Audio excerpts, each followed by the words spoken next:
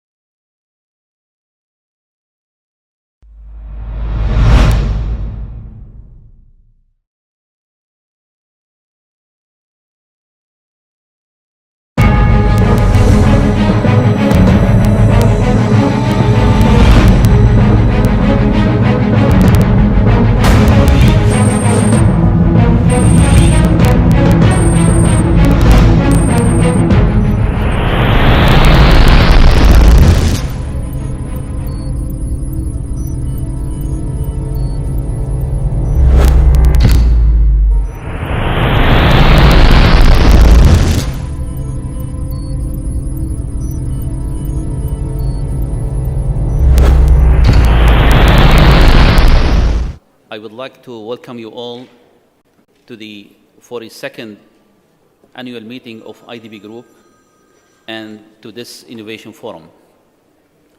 The first thing that we need really to start is with recitation of Holy Quran. Dr. Rahal.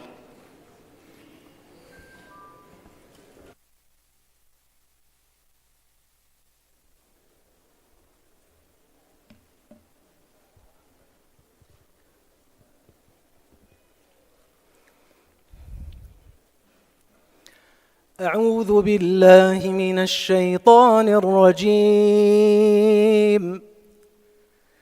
إن الذين قالوا ربنا الله ثم استقاموا تتنزل عليهم الملائكة ألا تخافوا ولا تحزنوا وأبشروا بالجنة التي كنتم توعدون نحن أولياؤكم في الحياة الدنيا وفي الآخرة ولكم فيها ما تشتهي أنفسكم ولكم فيها ما تدعون نزلا من غفور رحيم ومن أحسن قولا ممن دعا إلى الله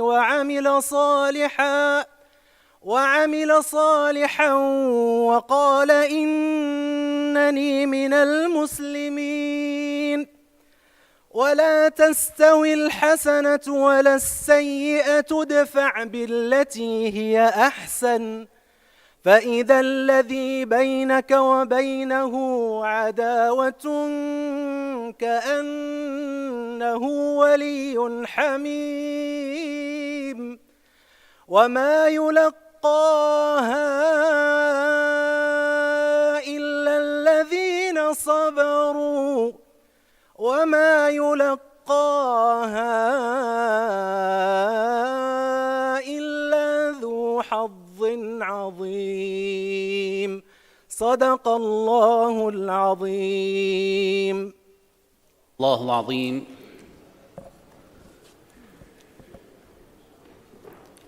Before we start, just to mention, you have the translation in 3 languages. You have the Arabic, English, and French.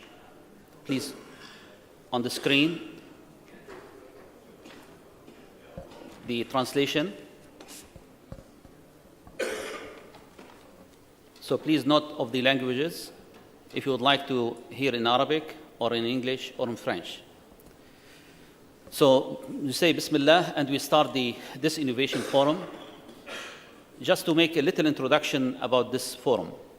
As you know, innovation these days is crucial. Most of the countries now adopted national innovation strategies. And part of that, they have what we call innovation centers. And these innovation centers are really the facilitator to connect people, to share experience, and to make sure that the economy grows in the country. Today, we would like to share with you about some experience from different point of view.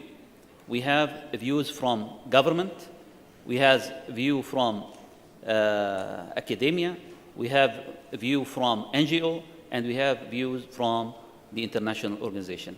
However, the private sector is missing because we have so many forums on private sectors going on in innovation and for the youth in this annual meeting. Before we start, what we are going to do today, we are, inshallah ta'ala, first of all, we'll have a presentation by each speaker, inshallah ta'ala. This speaker will talk about 5 to 7 minutes about their experience. And then when we finish the speakers, I'll address them with one question, then we'll open the question and answer for the crowd. Let me introduce first the speakers. We have on my right, Sister Fatima Al-Naqwi. She is the Chief Innovation Officer right? In the Ministry of Finance, UAE. And on my left, I have Datuk Mark Rosario. He is the CEO, AIM, which is Malaysian National Innovation Agency of Malaysia. On my other right, I have Dr. Milika Begovic from UNDP, Turkey. And on my other left, I have Dr. Nabil Koshak. He is the Vice Chairman of Wadi Mecca Valley, and he is the Dean of the Prince Mohammed bin Salman College of Business and Entrepreneurship. And now we need to congratulate him because he becomes of the rector of Baha University. And I have on almost the most right, I have Mr. Alan Peck. He's from OECD. And I have on the list, not the least, is Professor Professor Ghada Amr. She is the Vice President, Arab Science and Technology Foundation. You can see we have from government, we have from academia, we have from NGO, and we have international organization. Now we will start. The first speaker is Mr. Datuk Mark Rosario. Please.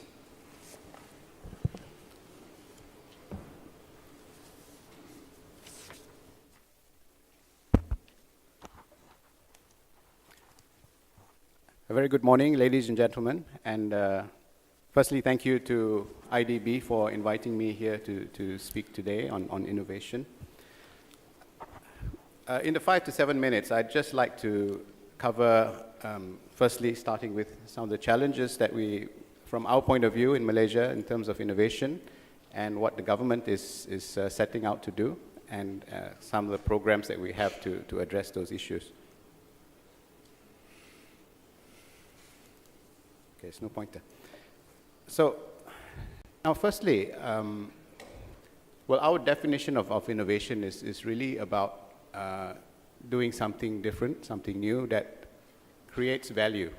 And value creation could be in the form of, whether it impacts society or whether it generates new revenue for business. So in terms of the challenges that we faced, first of all, if you look at academia, our universities, there tends to be a mismatch of skill sets between what the universities are providing with the competency that's required by industry. Another area, if you look in green, there's a perception that innovation requires large investments, whereas the reality is that innovation can happen at all levels. It doesn't. Innovation is not just about having a big game changer, having our own version of Google. It really cuts across everything, and even small changes can be considered innovation.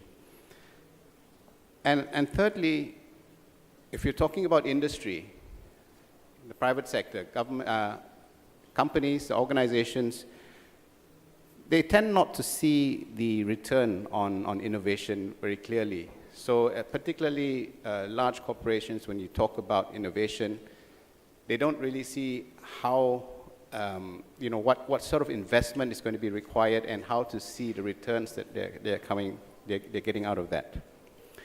So I'm going to talk briefly about those issues. From the government's perspective, we need to look at how we can provide the direction and have a vibrant innovation ecosystem in the country. Now, the National Innovation Agency, we're known as Agensi Inovasi Malaysia, was set up in 2011 through an act of parliament that was passed. So we're a government agency, and it sits in the Prime Minister's department. The Prime Minister is the chairman, and there are 7 other ministers that sit in a council that governs our agency. That has about 16 members. So there's representatives from government, 7 ministers, as well as industry and academia. Now, the reason for having so many different ministries represented on the council is because for us, innovation cuts across everything. The Prime Minister himself chairs every meeting, about 3 times a year, since we started in 2011. So we're about 6 years old now. And our overall goal is about how we can create wealth for the country through innovation. And as I mentioned earlier, wealth creation is not just about revenue generation, G&I, jobs. It's also how you can have impact on society. Our approach to innovation is multi-pronged. There's 6 broad areas that we are looking at. And in each one of those, you'll see a little logo, and those are major initiatives that we have. Firstly, in cultivating a thinking culture, how can we prepare our next generation to be able to think creatively and critically? And various programs we have there. In the next slide, I'll talk a little bit about that. The second area is social innovation. We call it innovation for and by society. How can the government and the private sector work together to support what we call the third sector, all the social organizations that are working on the ground? And to this end, we've developed a new social finance framework, how the government can actually take a different approach to how it's funding social initiatives based on outcomes as opposed to funding programs up front. The third area is industry-academia collaboration. How can we facilitate industry to work more closely with academia? And the various programs we have there, one of them is called Steinbeis, which is a platform that links industry directly with subject matter experts. So companies that are trying to develop some new products or innovations, they can come to Steinbeis that links them to a subject matter expert, whether it's a university researcher or from our research institutes or even individual experts, to directly engage them to help them solve those problems. The fourth area is what we call transforming strategic sectors. This is looking at identifying opportunities for innovation to create new wealth for the country, looking at strategic sectors in the economy. An example of that is looking at the biomass that's being generated in the country. Biomass is different forms of agricultural waste, and there's huge potential for us in Malaysia to create new downstream industries in things like biochemicals and bioplastics from the biomass that's being generated, but particularly our palm oil industry. And so we've developed a national biomass strategy that's looking at how we can materialize those opportunities. And the fifth area, innovating organizations, is looking at how we can get the private sector to be thinking more about innovation and what they're doing in that space, and how they can actually develop their own innovation strategies. Again, I have a slide on this after this that I can talk a little bit more detail. And finally, it's catalyzing commercialization. How can we increase the rate of commercialization of the research and intellectual properties that's being generated both from the public and private sectors, from our universities, our research institutes? How can we see more of that finding its way to the market?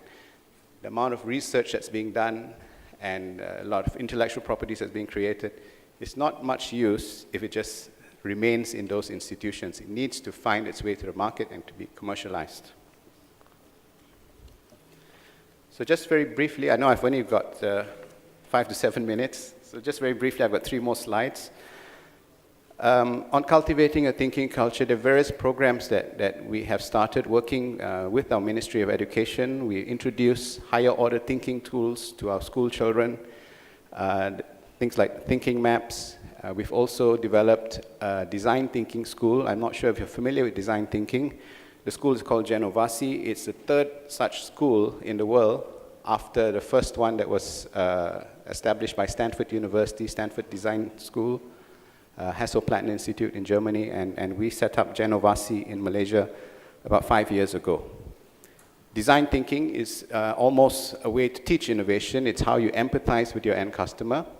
And so we run design thinking programs for both the civil servants as well as the private sector, targeted at young working adults. The initial program that we introduced was targeted at the age group 20 to 35, where they go back to their organizations and use these design thinking tools. A lot of success stories we can share, but perhaps not in this time, from individuals that have been through those programs. Now, in innovating organizations, as I mentioned, we talked about how can we get our local Malaysian corporates to be thinking more about innovation and what they should be doing in that space, we worked with an organization in the UK called Nesta to develop some new tools. What does it mean to be investing in innovation? To become an innovative company is not just about doing R&D. It's much more than that. And a lot of it is intangible. How do you develop your relations with your customers and suppliers? How do you develop your human capital, your processes? So all these things are what would actually make an innovative company. And so we developed these tools which allows companies to actually develop their own innovation strategy. And we've been running workshops for the last 2 years. We have 700 of the largest Malaysian corporates now actually utilizing these tools because it gives them insights into what areas should they be looking at, how should they be investing in these different areas, for example, in human capital. And these tools also provide them with dashboards to monitor what they're doing in each of these areas. Now, the reason that the companies are keen to use this is because we've been also driving the fact that technology is moving so fast. You've got Industry 4.0 and the convergence of these technologies is going to impact your industry. No matter what industry you're in, there's going to be some disruptive innovation that's going to come along. So we're telling our corporates they need to look at this and focus on how they can develop their own innovation strategy. And in the last area that I talked about, catalyzing commercialization, we have set up a commercialization platform called Platcom, which provides end-to-end facilitation. And this is to help the private sector from going through their journey to commercialization. If you think about that journey from having an idea or having some kind of intellectual property that they may have licensed from an academic institution, it's a long journey to commercialization. And so what Platcom does is provide help all along the way, from doing your proof of concept, your prototype, your pre-commercialization, your business plan. And we started this about 2 years ago. There's about 115 companies that are now on this program, startups or SMEs mainly. And we've seen a lot of successes coming out of this as well. In the space of 2 years, 21 of those 115 companies have already achieved commercialization, and that number continues to grow. So very briefly, that's just giving you an overview of what we're doing in the space of innovation. Thank you very much. Thank you. Thank you, Datuk Mark. Actually, today we have two country pioneers. We have Malaysia, and now we are going to have the UAE. So, Sister Fatima, please.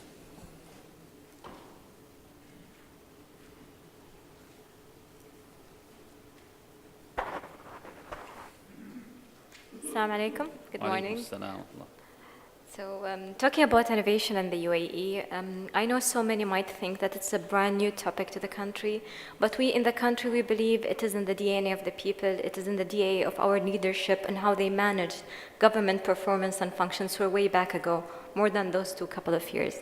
But if we go to the presentation, back to my slide on how did this actually get started in the government, it all started with the announcement of His Highness Sheikh Khalifa, President of the United Arab Emirates, to the Year of Innovation as 2015 as the Year of Innovation.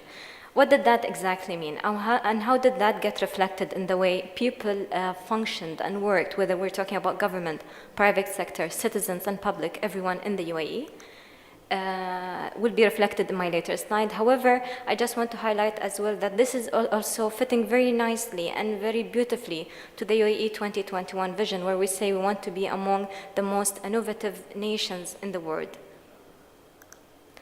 So the United Arab Emirates announced the National Innovation Strategy in 2014 as a framework for everyone in the government who's working on innovation-related projects. So the National Innovation Strategy represented a roadmap to the country and how are they supposed to be working when it comes to innovation, what sectors we're focusing on. So the number of sectors are highlighted in that strategy. We had the pillars that we need to focus on as government agencies across the entire federal government and local emirate governments in terms of enabling the employees and the people, in terms of developing the tools that our colleague from Malaysia referred to, which we have already done and accomplished, which I will also reflect later on. Another one important or major player or driver of innovation in the federal government is the establishment of Mohammed bin Rashid Center for Government Innovation. And I would really ask you kindly to pass by their booth as well in the exhibition to interact more with their people and the team who's present there and demonstrate more on their functions.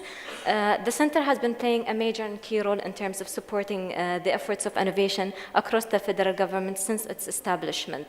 We're talking about supporting an innovation related to the core businesses of the entities across the government. We're talking in programs to enable employees and to develop the skills needed for them to lead innovation and to contribute to the innovation efforts of their own entities.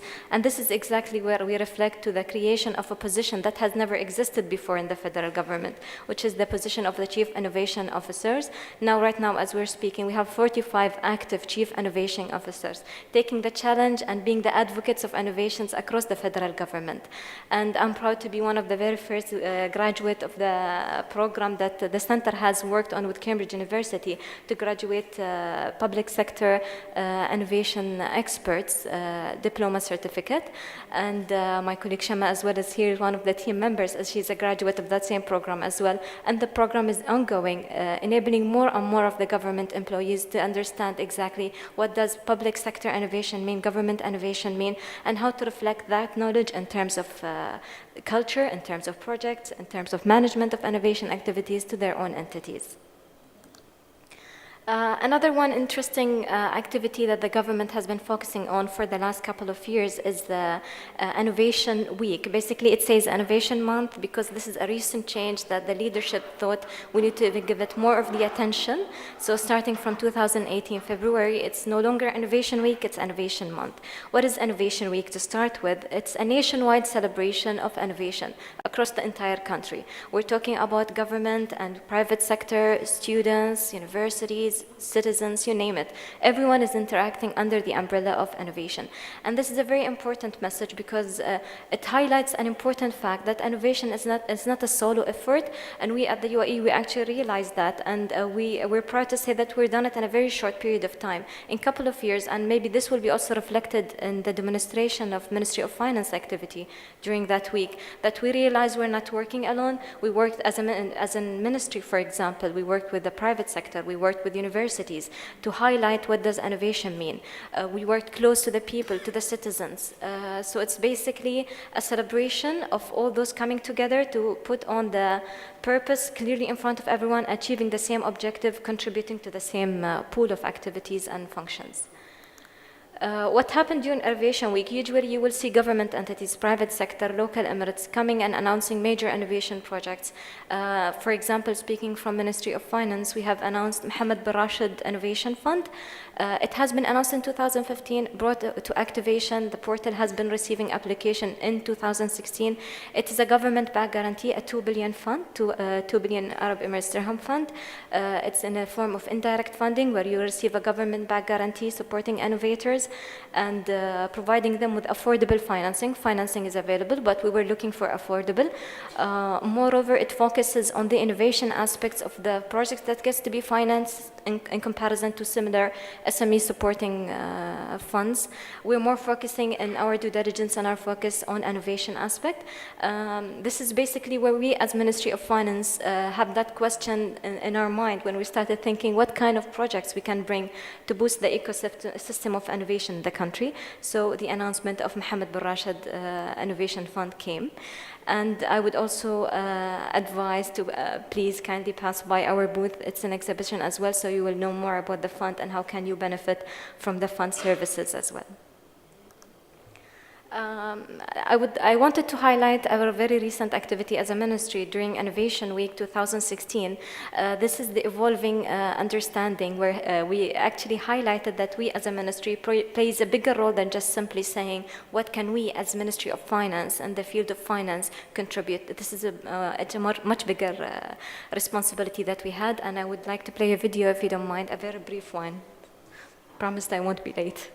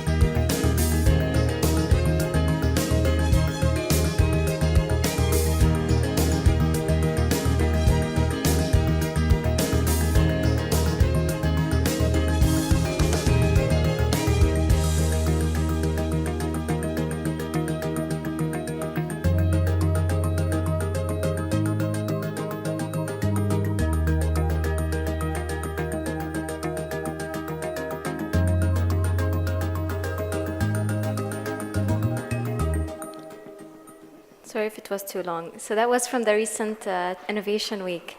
Thank you. So that was from the recent Innovation Week. It's a very important turning point for everyone working in the government, because by that time, everyone realized that it takes some time for us to be mature in terms of our understanding and our contribution to innovation. And we're at the beginning, yet at a very important turning point, and we have a lot of head to be done. And thank you. Thank you. Thank you, Sister Fatima. Actually, when I see what happened 10 years ago, when we start working with the World Bank about the knowledge economy and about the innovation, they were focusing on 4 areas. They focus on enabling institution and regime, education system, information infrastructure, and innovation system. And now we can see, mashallah, our member country, we can see from Malaysia, from UAE, they are much more advanced now on this framework. They have their own framework, which is really, we are very proud of these advances in the innovation. Now, I need to give the floor to Dr. Nabil, please.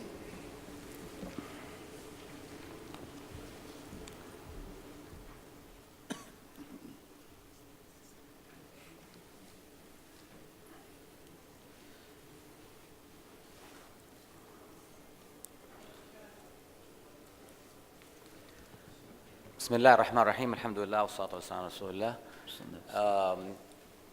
I'm gonna tell you a story in a place which is close to our hearts in proximity, actually, which is an hour drive from here, and also it's close to our heart in the Islamic world, which is the city of Mecca. The story of this exercise started actually 7 years ago when I was appointed as the vice rector of Al-Qura University in Mecca. And the dream was actually to push boundaries. How can we transform our students and academics to think beyond teaching and research and to go into innovation and commercialization of innovation? And we started this. This is working? Okay. So what was the dream? The dream was actually to have a hub that foster innovation, entrepreneurship, in proximity to the city of Mecca, in proximity to the University of Al-Qura, where it can bridge the gap between academia and industry and the market. And that was the challenge. The brainwave and bandwidth of academics is different than what's happening in the market, in industry. And this transformation is not easy, trust me. I've been jumping between academia and business for the last 15 years, and that connection and transformation is not easy. So the focus in all universities worldwide, mainly on teaching and research, and we thought we need to focus also on the third mission of higher education, where it's important to foster innovation and commercialization of innovation and tech transfer and knowledge transfer. And this is aligned with the micro-level presentation from Malaysia and the UAE, where this is important, the engagement of universities and this pool of talents available with faculty, researchers, and students to foster innovation entrepreneurship. We didn't start from scratch. What we did actually, we did a tour, virtual and physical, to learn from best practices worldwide. In the US, in Europe, in the Far East, in the Middle East. So we tapped into best practices, and we learned what are the services need to provide within universities' ecosystem to foster innovation and entrepreneurship. And we found out there are many practices, but they are all of them are offering the same services to foster innovation and entrepreneurship. So our vision was there are 3 circles happening within universities. One is the I, which is the innovation. The other one is the research. The third one is the market. And usually, research and innovation is only about publications in highly cited journals or patents that is filed in a patent office in whatever country. And that's it. There is no interaction with the market. So the M circle was not integrated. What we did is actually trying to push boundaries to move from research into market, to move innovation into the market, and to bounce back to update our research activities and programs and innovation activities. And we set the KPIs for us since day one. These KPIs, for instance, number of patents was 0 in 2010, filed, issued, commercialized tech products, licensed startups, customers, investors, all were zeros in 2010. And we set these KPIs to measure our performance. Are we going to the right direction or not? And many people were telling us, you are dreaming, this is a hopeless case. Academia is an island that is far away from the market and industry. So we started a couple of programs. Some of them were successful, and some of them were actually failures. We learned a lot from many failing activities that we did, and we shut down because it's not creating the deal flow of potential startup coming out of research and innovation. So some of them were awareness programs. Some of them was actually being an inventor or an entrepreneur and practicing that, and what are the services need to provide it to support these services. And we established a couple of innovation centers in different areas related to actually the niche market in the city of Mecca, which is like crowd management, transportation, logistics. We are receiving this huge number of people every year. Definitely, this is our niche market, to do research that has a potential to be commercialized. So the dream was actually, can we be a producer of a technology? Do we have the lack of knowledge, the skills, the mindset? No, we can be transformed from users of technology to producers of technology. And we started forming the team, the dream team, to do this transformation. And then we started a facility in a proximity with the campus of the university. It's called the Startup Center, where it's a co-working space that provides 3 main services. One of them is the co-working space, so our faculty and students and people from the market and entrepreneurs from the market actually can join forces and be founders of a startup that commercializes research and innovation. The other program was actually to provide a seed fund and the mentoring and right coaching services within that facility. So this building is an hour from me. I invite all of you actually to visit. It's 1 hour drive from here. This is actually the facility that we have. And we provide these services. The first service, actually, part of this building is actually to have an innovation center. The innovation center provides the services for prototyping and product development, because it's very needed to some of the innovative ideas to be transformed from an idea into a product.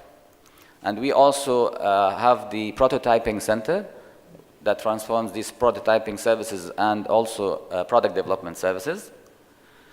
So this is actually the start of the dream being realized. These products actually has been designed, manufactured in the city of Mecca, and now being implemented in many areas, in the Haram, in the Red Sea Mall in Jeddah, and in Khalid Airport. So that was a dream, to move research into innovation, into a product, into a startup, going into the market, that foster knowledge economy and create jobs, create transformation of innovation into commercialized products and startups.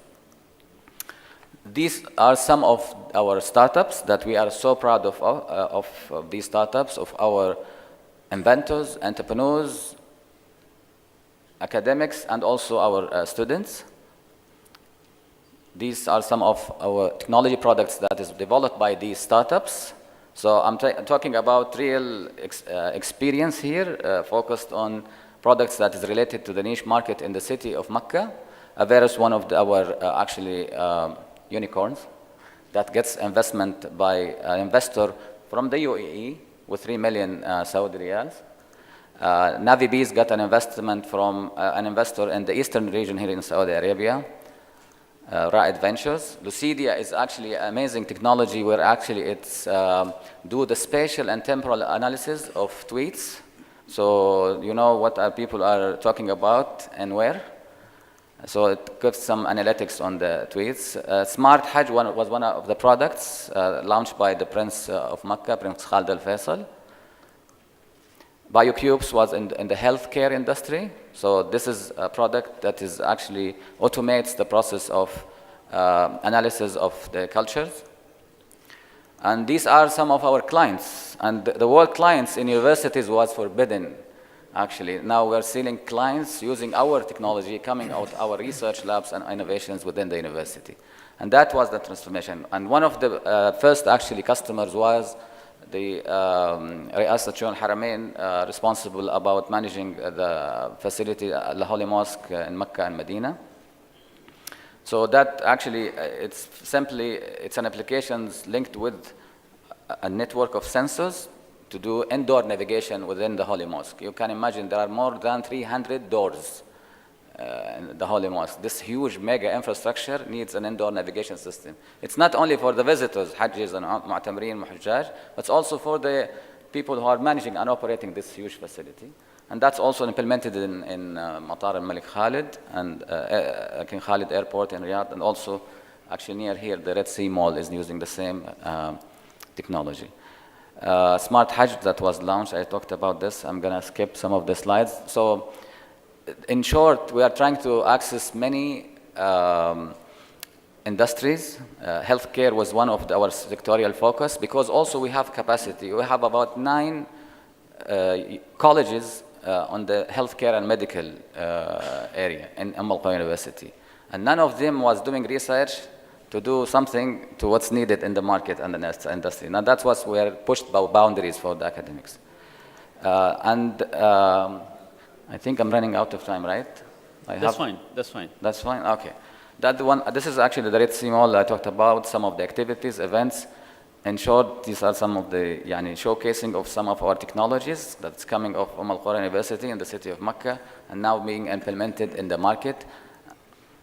Another important project was actually to do the modeling of the crowds in Tawaf and Haram to support decision-making in crowd management for this mega activities and events happening in the city of Mecca. That was implemented when the one universities, the tracking of pilgrim movement actually and logistics and transportation, and that was very important during actually in Masha'ir area in Mecca, Arafat, Muzdalifah, to make sure that the transportation of pilgrims and will actually being implemented on time. The last things actually that we were happy about. So the first thing was actually to transform a research outcome or actually an innovative idea or a patent into a product. And then from a product you go into a startup. And then that startup actually goes to the market. And some of these clients actually were diversified in different markets. The last thing actually was very important is what about the scaling up of startups? So there is a startup that has a potential for scaling up. So that the third program that we did which was actually access to investors. So we started to attract investors to invest our own startup. And what was actually a dream where I can find a faculty member or researcher or a student pitching in a network of investors event happening in KAUST to pitch about a product or startup coming out of his or her own research. This is actually some of the investors, our investment funds that invested in our startups. We also started our own venture capital fund, part of Wadi Mecca. That's another spin-off of Wadi Mecca company. So Wadi Mecca becoming a holding company to do many activities. So this is the results. We were dreaming, and many of the people said to us, you are dreaming and you are too ambitious, it's not going to happen, this is academia. So we have been hearing all these things. It was very challenging to do this transformation. And imagine the transformation of an academic or a student or even an entrepreneur in the market to join forces to do this commercialization of innovation. And these are some of the results. For me, actually, these KPIs is not now any more important, actually. We removed them from our KPI. It's not about patents or papers. Trust me, like thousands of papers and patents has been produced and published in highly cited journals in the whole world that has zero impact on the economy or economic development in different countries. So these are the real value, where you have a commercialization of innovation. You have a startup that creates a value to the country or solving a solution, a problem, and foster the economy, and also job creation, and also start, and then the link with the investors. The investors, when they came to us, it was a sign that we have the potential to produce a product or a startup that attracts the investor. So it's viable to the market, not only something theoretical or in the mind of a researcher or an inventor. Sorry for being harsh on academics, but I've been in both worlds, so I understand this very well. So I'm a president now of a university, so I have the privilege to do that. So just to summarize, the platform that we created has 3 main programs. This is the framework that we came up after many activities and programs we did. We have now 3 programs. One is the Innovation Center, where it supports prototyping, product development. So it takes an idea into a product. The second program actually takes the product into a startup. So it provides mentoring, seed fund, and co-working space. And that's the practice in accelerators, university accelerators, and incubators worldwide. The third one is actually the seed fund, because some of these startups will go into the valley of death. So to recover that or to solve that problem or to resolve it, is you have to have a VC vehicle where actually it supports startups into being a scale-up and being a unicorn in the future. So to summarize, what we tried actually through this exercise is علم ينتفع به. Thank you very much. Assalamu alaikum wa rahmatullahi wa barakatuh. وعليكم السلام ورحمة الله وبركاته. ما شاء الله دكتور نبيل, ما شاء الله. Now, I think what the Valley of Mecca is doing now, it is in the line of the Vision 2030 of the King of Saudi Arabia, right? And now we need to take your invitation to Valley of Mecca. Now, if you agree, we can arrange a trip.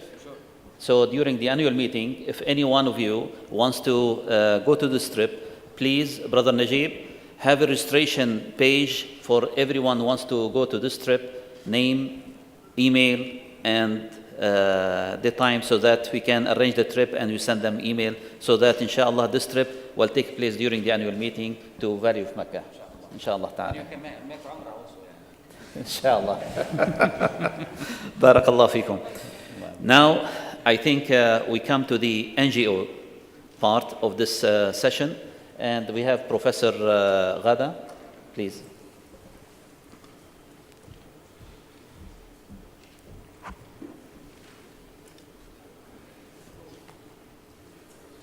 بسم الله الرحمن الرحيم والصلاة والسلام على أشرف المرسلين سيدنا محمد وعلى آله أجمعين. أنا يعني هنبدأ القصة. We will talk about rule of innovation, where I will give a case study, Arab Science and Technology Foundation.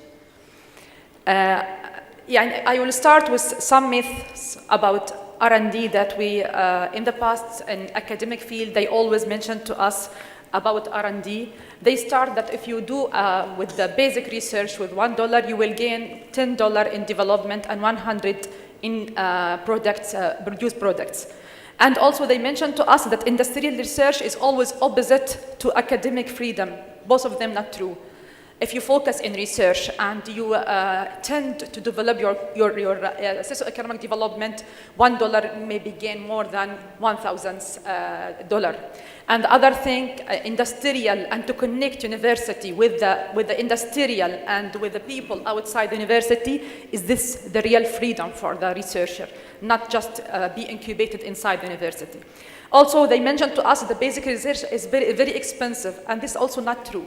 If you focus in what you are targeting, if you focus that you need to drive the market to something to solve problems, you will find the gain and you will find that it's not expensive. Also, they mentioned that industrial and research academia should design to attend to the market. We believe that if you need to do good research, you be market-driven. Yani the research should driven the market to the future and forecast what will happen in the future according to the situation and the platform that exists in the university and in the society. Also, they mentioned that the patent is product and the product is a business, and it's also not true. About 0.5% of patents become product, and also about 5 from 1,000 product penetrate the market and be success. So we have to change our mentality and our mind. If you have a patent or product and you don't have a good business plan and you don't have a market study, you will not penetrate the market. Also, they mentioned that technology transfer office is very important in academia. Yes, it's very important, but it should be led with academic people and business people and people from the from the NGOs and the people who work in the floor. Yani the academic research or the academic community should connect, not just isolated and just the doctor mentioned that we should do just papers and make an international publication. This is very important, but the important that our university have to connect to their communities and help people and to generate jobs and money. Also, they mentioned that entrepreneurship is dependent on the entrepreneurs. Entrepreneurship is a process, and the entrepreneurs is a person. And both of them should be in the ecosystem to complete the circle and to get some result. Now, as you see, all Muslim countries and all also Arab countries, they do a lot of initiative to support people for innovation and entrepreneurship. UAE, King Saudi Arabia, Egypt, Tunisia, Morocco, all the countries try to do a good things for their community. But still, we don't gain what we need because the ecosystem didn't close. We still need someone to take the gap between academia and the ideas, because after we work in Arab Science and Technology Foundation, we found that the idea is not only coming from academic or research center, it's coming from the community, it's coming from people who are not educated because they know the problems, they know what happened in the ground. So ASTIF is a Pan-Arab Foundation, gave a success story for the people who need to see the result, real results. Let me start with just overview about ASTIF, what ASTIF, and how we engage the Arab RDI and community, and exercise generate success in what and how. ASTIF started in 2000s, and it's with a passion and will of academic people who always gathering and say we could have a good publication, we do a lot of things, but we didn't do anything for our community. So they asked His Highness Sheikh Mohammed, His Highness Dr. Sultan bin Mohammed Al-Qasmi, and he believed in them, and they gave them degree to work around on all the Arab countries and also in the Muslim countries to connect the academic with the community, to connect the great minds with the floors, with the people who need support. So ASTIF started in 2000s. ASTIF work with the tools in the community, with the situation in the community, without complaining. We just see all the challenges and all the problems inside the area as opportunity to develop our people and our nation. ASTIF do a lot of activities, as you see. We're starting from academia, R&D, industry, and technology parks, to transfer of technology offices, all of things. We deal with all of things because we are NGO. We don't have this bureaucratic rules or regulations. We just sit as a board member, mention that we have the situation in the Arab countries or in the Middle East. We will start to do this and this according to the need of the community, not need of our rules or regulations. So I believe this is the key of success, that you have a fast vehicles. The government have a burden rules, a burden regulation. It's very not easy to change every year. We can change as an NGO and move around and move in the very far ways with the people in the floor. We take all the ideas from these until to go for the market, as it's not easy in the beginning. As Dr. mentioned to some academic or professors that I need you to sit with investors. It's very difficult. It's very far minds. This is in this side and this is in the other side. So ASTIF play the tricks when they meet in the right time. ASTIF innovation, the system toward the ecosystem, we work in all these stages: capacity buildings, idea, innovation process, and the prototype, seed fund in the early stage, then early stage fund, and this is the some activity that we do for going to the market. If we name the activity that we do in each stage, for example, we do innovation, technology, entrepreneurship, education, workshops, and the programs. In extraction of innovation, we run a lot of competitions like business plan competition, made in the Arab world competition, industrial startup competition, Europe satellite navigation in the Arab region competition, and lately Arab capabilities for development and innovation initiative. To access finance, we also run a lot of programs like Investing in Technology Forum, Angel Investor Networks, and Virtual Incubator. And every year, because we need to give a success story for the people and raise the morale, we celebrating with the companies, startup companies, and we start with the entrepreneurs for the year and the innovation for the year, just to raise the morale and to mention to our people that you have a great mind, your genetic is perfect, you have a lot of things that you can do. And we try also to change the media, the media showcase that we don't have this great mind. We have a great mind, our genetics is perfect, but we need someone to encourage us and to put us in the first stage. This is what we are doing now in ASTIF. ASTIF, if we brief what we are doing, we're bridging between the ideas, between the minds and the money, between the mind and the investors. We make the bridge and do two parts of the dead valley. ASTIF, you deal with the people like in people stage, we change the culture, we spread the innovation idea, why the innovation is important for the person and then for the country, why innovation is important and it's a must, it's not like, it's a lifestyle. It's not just for legacy or something for fancy. Innovation is a must to hold your life and to do something for the future for your kids. Also, we deal with the process inside the government. We give them success stories in ASTIF, how we will manage and deal with the research, and then the government asks us to do some consultant for them. Also, we have a good partners with all entities in any country we will deal we work in. Also, we provide some services for the academic and private sectors to penetrate the market with a new idea. Our tool is programming, projects, properties. We provide incubators for people in ASTIF office. Also, we have infrastructure. We have investment to connect with the people. Yani after 18 years, we have, alhamdulillah, good reputation with the people who have money, like banks, like investors, and they trust that we are doing something good for our nation, so they try always to help us and help on our activities. We start as academic with the academic mind. Conferences, we arrange about 245 conferences on all Arab countries. The main conferences just to connect and to know what's next, how we can go further. And after we work with the conference, and still now we work with the conferences, we start to do scientific outlook, specialized conferences in each category in science, or in technology, or engineer, or medicine, just to see what's the new and how we can apply this.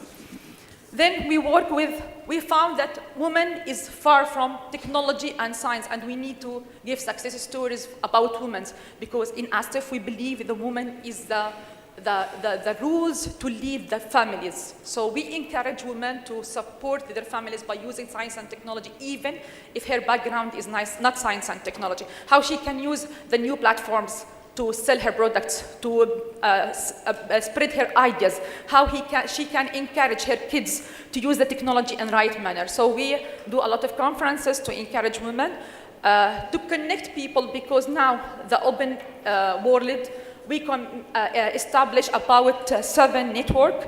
Every network to connect the professional people with each other, to communicate and to see which problem they can solve with each other. So we make a biotechnology network, women in science and technology network, nanotechnology network, entrepreneurship, innovation, and we have a lot of networks. And about patent and licensing, we believe it's important, but it's something tool, not a must. So we use to spread the new knowledge about licensing the patents, to make the understanding for the people inside the university or the people who have idea, how they can use their patent if they don't have money, how they can license the idea, how they can collaborate with other investors and do something in real investment.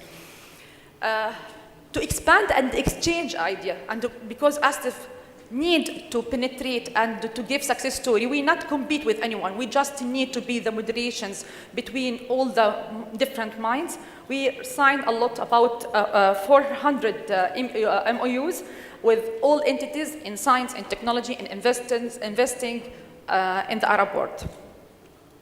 For RDI funds, we sponsor about multi or tons of R&D researches with about $30 million, but the output is not what we need. We have a good publication from these researchers, but we still, ASTIF are focused to help the community, to see the revenue in job creation and empower people, empower youth, and to see in the development, in socio-economic development.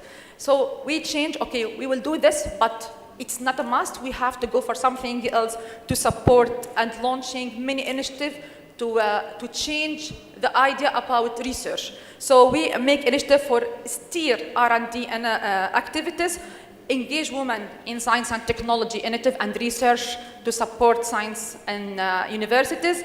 Initiative for trained teachers. We found that the idea of right science or right research, it's not only in the university. We have a problem before the university. So we work with the K-12 before university, and also we work with the teacher.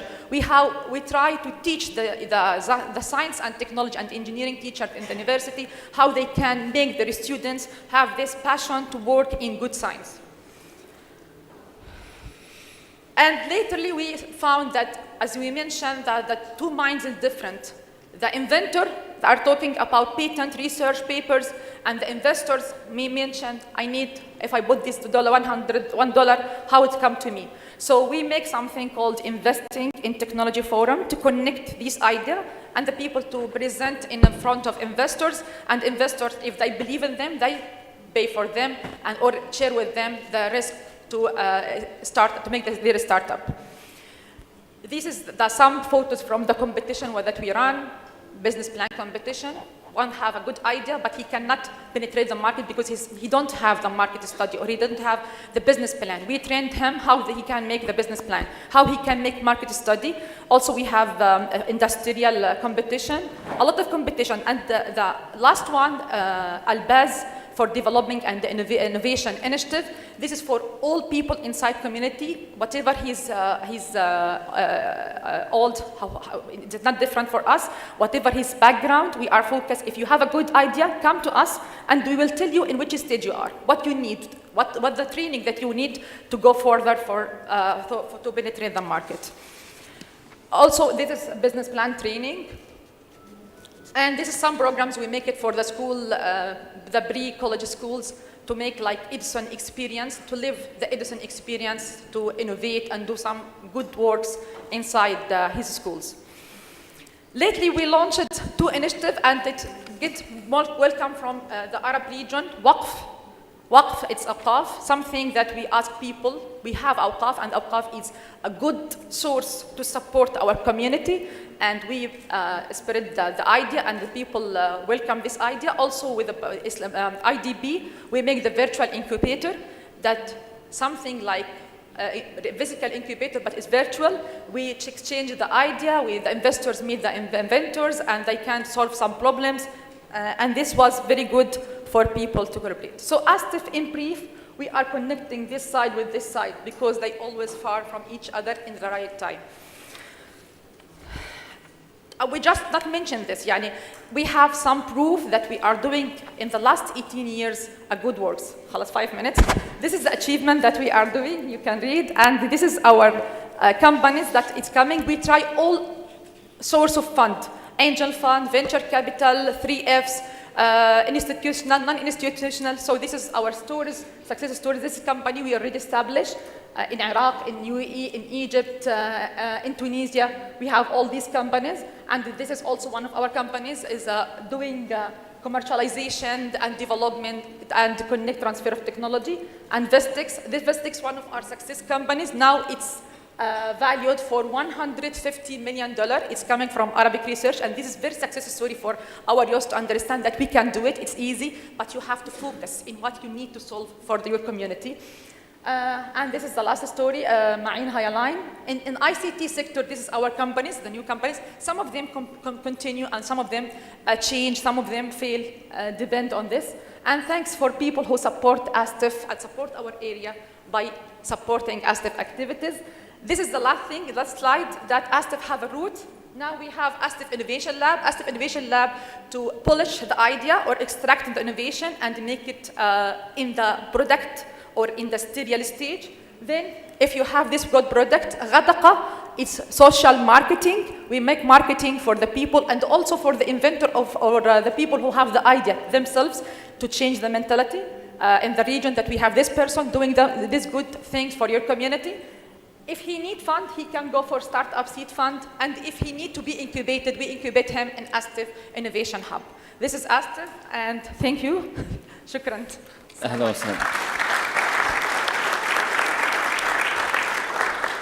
يعني نحن ننحني أمامك أمام هذه الأعمال.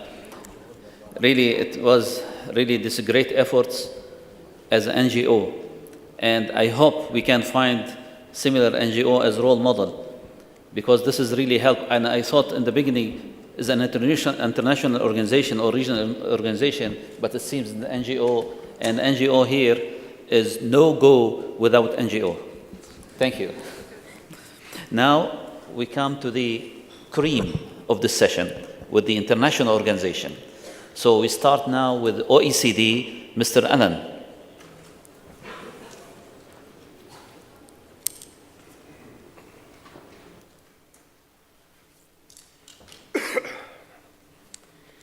Thank you very much for this invitation. And I would perhaps just start by introducing myself and my organization, which perhaps you have heard about the OECD. But just to tell you what we do, our motto is better policies for better lives. So you can think of the OECD as a think tank which gathers together 35 member countries from all the continents, and also works with key partners and through regional programs, outreaches to other regions in the world. And here is my colleague Rolf Schwarz, who is representing the MENA program. So this is a regional program of the OECD, which is working with this region on specific issues like investment, like access to finance, like SME development, etc. And transferring basically the good practice of the OECD countries to this region. So I myself work in the Science, Technology and Innovation Directorate of the OECD. And we work, we have a committee for science and technology policy where the representatives of 42 countries, so 35 member countries plus some non-members, gather and exchange good practices about innovation policy. How can we make innovation more effective in our countries? Not only through innovation centers. We have heard some very, very impressive examples here from the Arab world. I'm really very impressed how far you have got. But let's say from the OECD viewpoint, we focus on the policy side of things and the global policies which can work in favor of this. And here I have an example of, let's say, an OECD country policy review. This is a review of Malaysia, one of the countries, and we have worked with the AIM on this review. And basically, this is something where we go and we examine in depth the policies of a country to see where and how we can improve this ecosystem from a policy point of view. Now, what do I mean by this? Here you have a depiction of a market-based innovation system. And this is a little bit the illustration of what has been already addressed by previous speakers. You have here the knowledge components, which is developed by research institutions, by academia. You need for that skilled human resources, and you need the global networks of science and technology. And then you have the businesses, and that's these linkages, and that's where the innovation centers basically work and have to create these linkages. We heard this from the previous speakers. And why do we need that? Well, because the businesses are in touch with the consumers, and if you want to be market oriented, you have to be there. Now, what does policy have to do with this? You see, there is this L-shaped shape here, which tells you that policy can actually have a leverage on each of these parts of the innovation system, and can foster the better functioning of this. And the crucial part is this linkages part, and we have heard this very clearly also from the example in Mecca, that it's not about the publications and the patents, it's about how much you actually commercialize. To policy itself, the way we look at the policy which can foster innovation at the OECD. We start with, on the top box here, what we call the framework conditions for innovation. What does that mean? It means that basically you need to have basic conditions for business, okay? You cannot do innovation if you have bad framework conditions for business. So if you have difficulties establishing companies, difficulties getting licenses, permits, and so on, so the basic conditions for doing business have to be good. You have to have labor and financial markets, you have to have communication infrastructures, and so on. So that's the basics, okay? Then you can start doing the dedicated science, technology, and innovation policy. And in this policy, you have different types of measures. On the top here, you see the demand-side measures, and very often we forget that this is about public procurement, okay? Governments in many countries are the largest purchasers of goods and services, okay? You want. If you do, let's say, functional requirements, if you say, I need a building for so and so many people, which is heated or cooled to 20 degrees the whole year round, this leaves some space for innovation for the company which proposes it. If you say, I need exactly, you know, this type of building with such dimensions and such thickness of walls and so on, then you basically go just for the lowest price, and there's not very much innovation. You can have, of course, then supply-side measures, which are, you know, grants, R&D incentives, and so on. These are the classical measures in favor of innovation. But then you can also have policies to enhance innovation competencies of firms. You can have policies to support investment in science and technology and innovation. And you can have policies to strengthen linkages within innovation systems. And this linkages, this is I think, the topic of this session. Now, going into more detail about the linkages, I will talk about the triple helix model. Probably many of you have heard about that model, and it has been somehow implicit in what the previous speakers have said.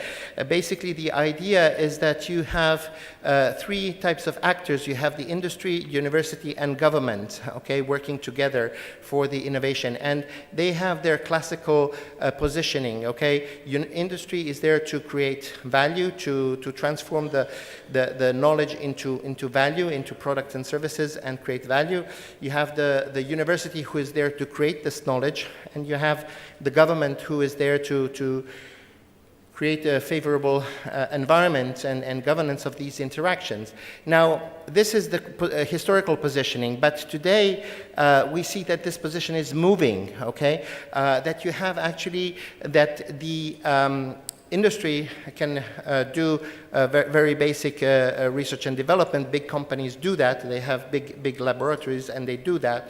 You can have universities who are doing spin-offs, okay? So you have the entrepreneurial university, which is then going into the entrepreneurial sphere. And you can have the government who has, for instance, creates financing opportunities, becomes the financier. So you see that these roles are shifting, and that's the idea of this triple helix, which means that, you know, basically the three actors are moving together and changing roles. And this is what can then foster this very interesting public-private partnership and foster innovation.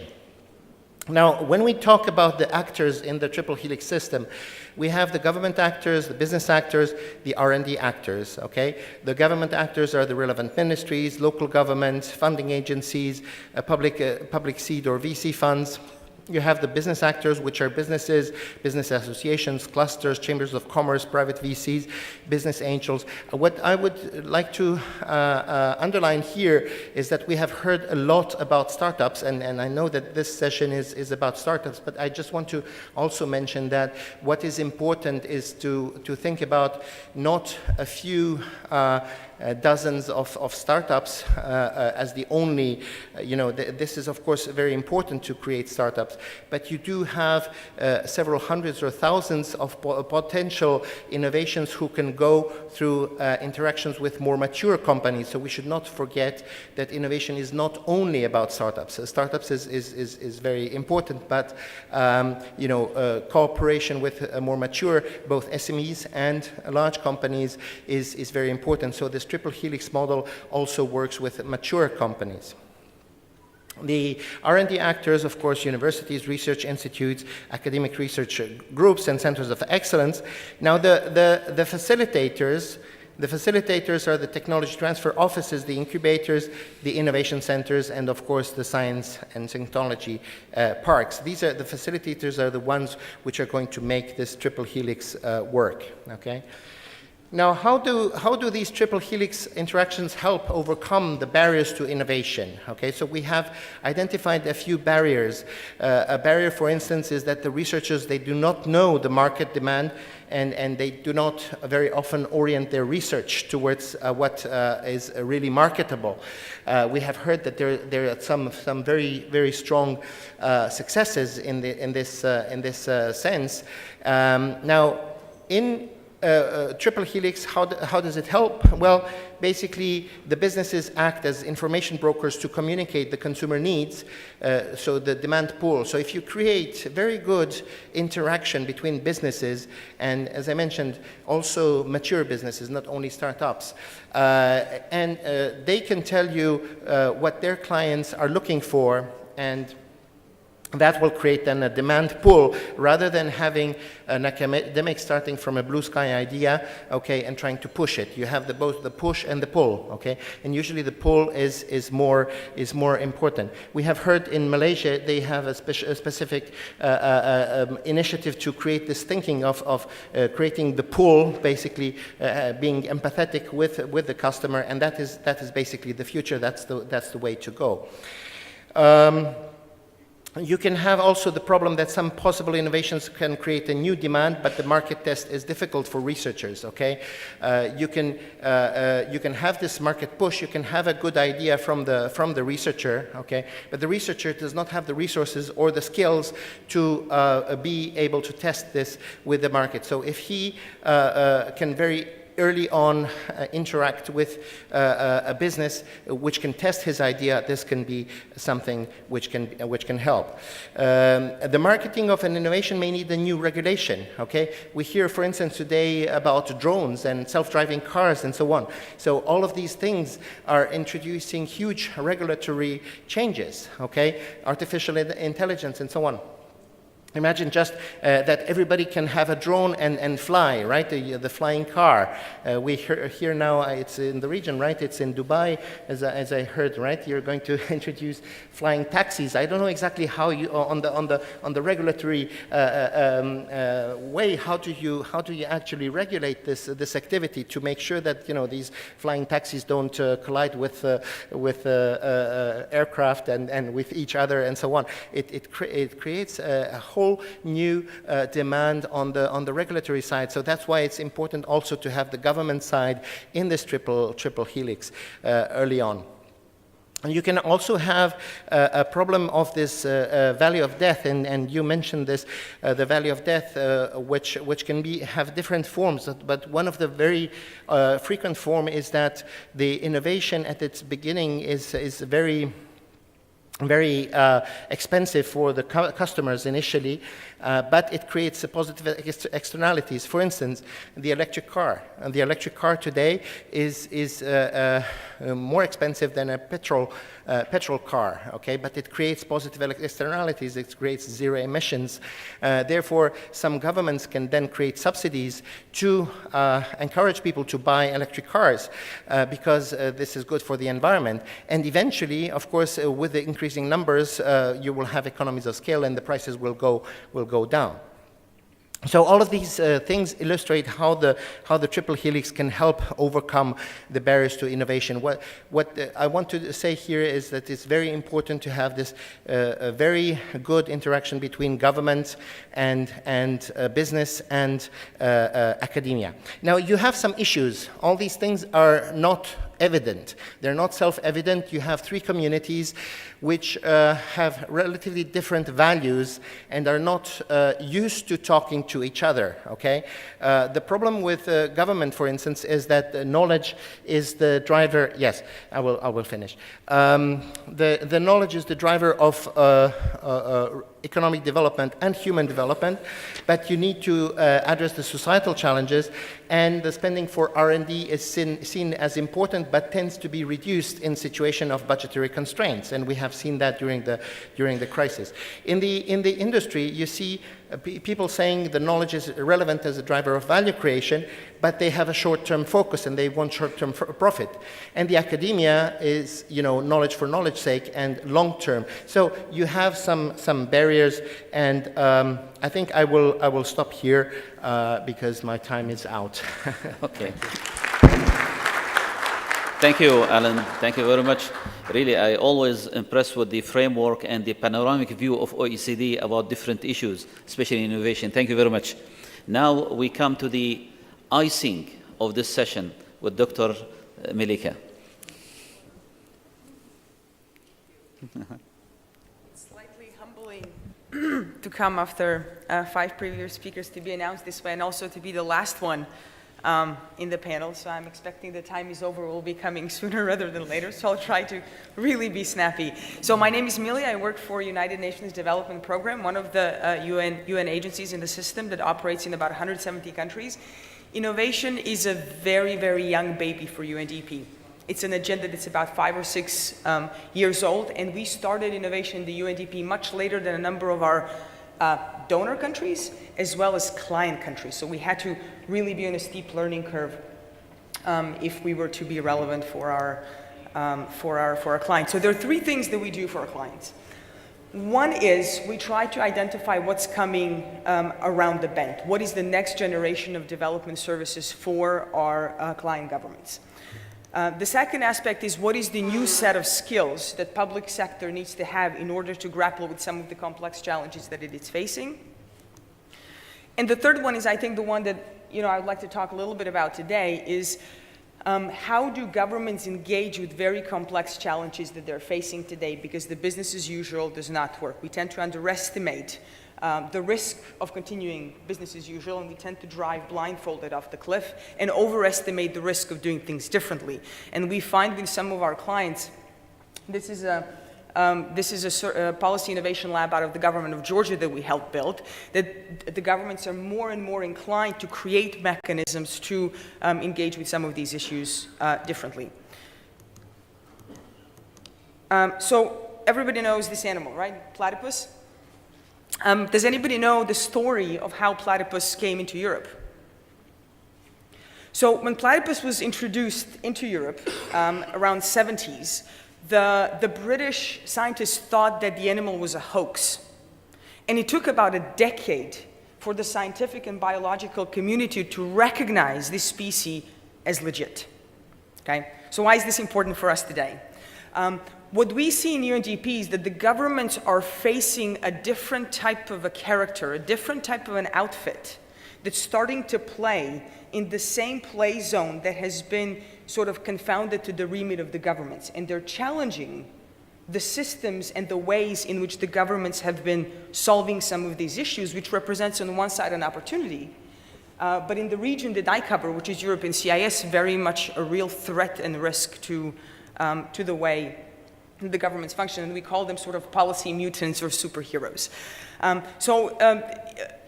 Let me give you, because of the time, because I'm the last one, I'm going to give you just a couple of examples of what we mean by a policy mutant, a couple of examples of what these new types of outfits are, and then how we support our client governments to actually engage with them. So I'm going to skip. Okay, so this is a startup that's premised on the fact that anybody here for National Statistical Institute? Okay, good. This is really good because they would probably be throwing something at me. So these guys are premised on the fact that national statistical institutes will be a thing of the past 5 years from now, right? They believe that NSOs are too slow to produce the types of information that the governments need to be able to budget the public finances efficiently. They are able to produce food trends 25 days ahead of the official statistics. Right? So 2 different speeds. So what do you as the government do when somebody like this shows up in the market? You have use of blockchain, right, and Bitcoin. You have increasingly governments putting their land registries on blockchain. Virtual realities, right? You have virtual realities in the banking sector, incentivizing savings. You have virtual reality being used to stimulate savings. So when the students were faced with the older version of themselves, they were more prone to say 30% save more of their paycheck because they were looking into the future and themselves 25 years from now, right? How many governments did you know use these types of mechanisms to incentivize savings? So when we talk about innovation centers, when we work with our client governments to set up innovation labs, what we're really talking about is creating systems. So the bad line is the red line, innovation to prevent the decline, and we see a lot of the governments playing along the red line. Right? And then we see a lot of these policy mutants or platypuses, if you will, creating entirely new systems, entirely new normal. Governments like Georgia, Macedonia, Armenia, Bangladesh, Sri Lanka are creating innovation centers as a way to start engaging with these new types of players in order to create value for their citizens. And there is no framework for working with some of these actors. Right? There is absolutely no blueprint with which governments can engage with them. So let me give you just a couple of examples about the labs that we have helped build within the countries and the governments that we work with. So the government of Serbia is using blockchain technology to speed up the transfer of remittances and to reduce, so the World Bank does this research every 6 months. What is the average rate of remittance transfer? It's about 7%. The prototype that we are just about to roll out would reduce that to about 1 to 1.2%. Now just think about the value that then keeps going into the pocket of the poorest of the poor citizens that are receiving these remittances. Crowdfunding for SMEs, right? So the colleague from OECD talked about some prerequisites to make innovation work, but what we also find is that those governments that do really poorly on the World Bank doing business reports, so in other words, they have a lot of red tape, are the same governments where their SMEs tend to mobilize a lot of money through crowdfunding. The other way in which you can read that is that these businesses are finding a way around the red tape because they're not going to wait for UNDP and to OECD to come and help them out. They need to make money today. So the question for the governments is, how do you help them in the short term scale those efforts up and be able to access finances from less traditional markets quicker so they can push out products, create jobs, and bring revenues? In Moldova, we're using energy consumption data as a proxy for how many people are in rural areas. So if the government is about to do town halls, or if it's about to run an election, or if it's about to decide where to invest into road infrastructure and schools, we actually have real-time data as to how many people are in which parts of the rural country. Now, that's an example of a different speed, right? If you look at the census that's done in that country, the last one was done about 8 years ago. And if you're about to make public infrastructure investment decisions based on that data, you're likely to be sinking a lot of money in completely misplaced places. Another thing that a lot of our labs do, and I think this is the last slide, is randomized control trials. So there's a lot of assumptions under if you give grants or easy access to finance to SMEs, they're likely to create jobs, right? What we're actually doing is testing that assumption. So we have 3 sort of groups. One group of SMEs is going to get easy access to finance. One is not going to get anything, so they're a control group. And the third one is going to get access to training opportunities and mentorship from their industry partners. To be able to advise the government before they invest tens of millions of euros into the SME strategy, what actually works. Last slide. one of the things that we're learning, and again, we're babies in this field, right? So take what we were saying with a grain of salt, because we have had to be in a very steep learning curve, is when we started advising governments of setting up innovation labs, most of those labs were really set up in the Western Europe, Northern America. And a lot of that research told us that those innovation labs are like throwing a grenade into a bureaucracy, right? And our colleagues were really proud of that, right? Since a lot of the innovation labs sprouted up in different parts of the world, and we're actually finding something very different. For Europe and CIS, one of the main conclusions is these labs are exactly the opposite of throwing a grenade into a system that's already volatile enough, right? These labs are actually being considered a source of stability for mid-level public servants who actually still have to do the work while the top-level governments continue changing for this reason or not.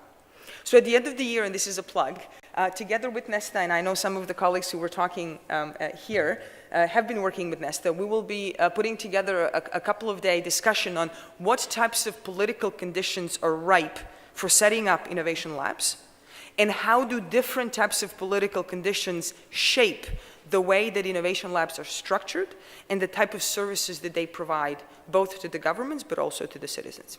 Thank you so much for your time. Thank you. Thank you, Mirke. Thank you very much.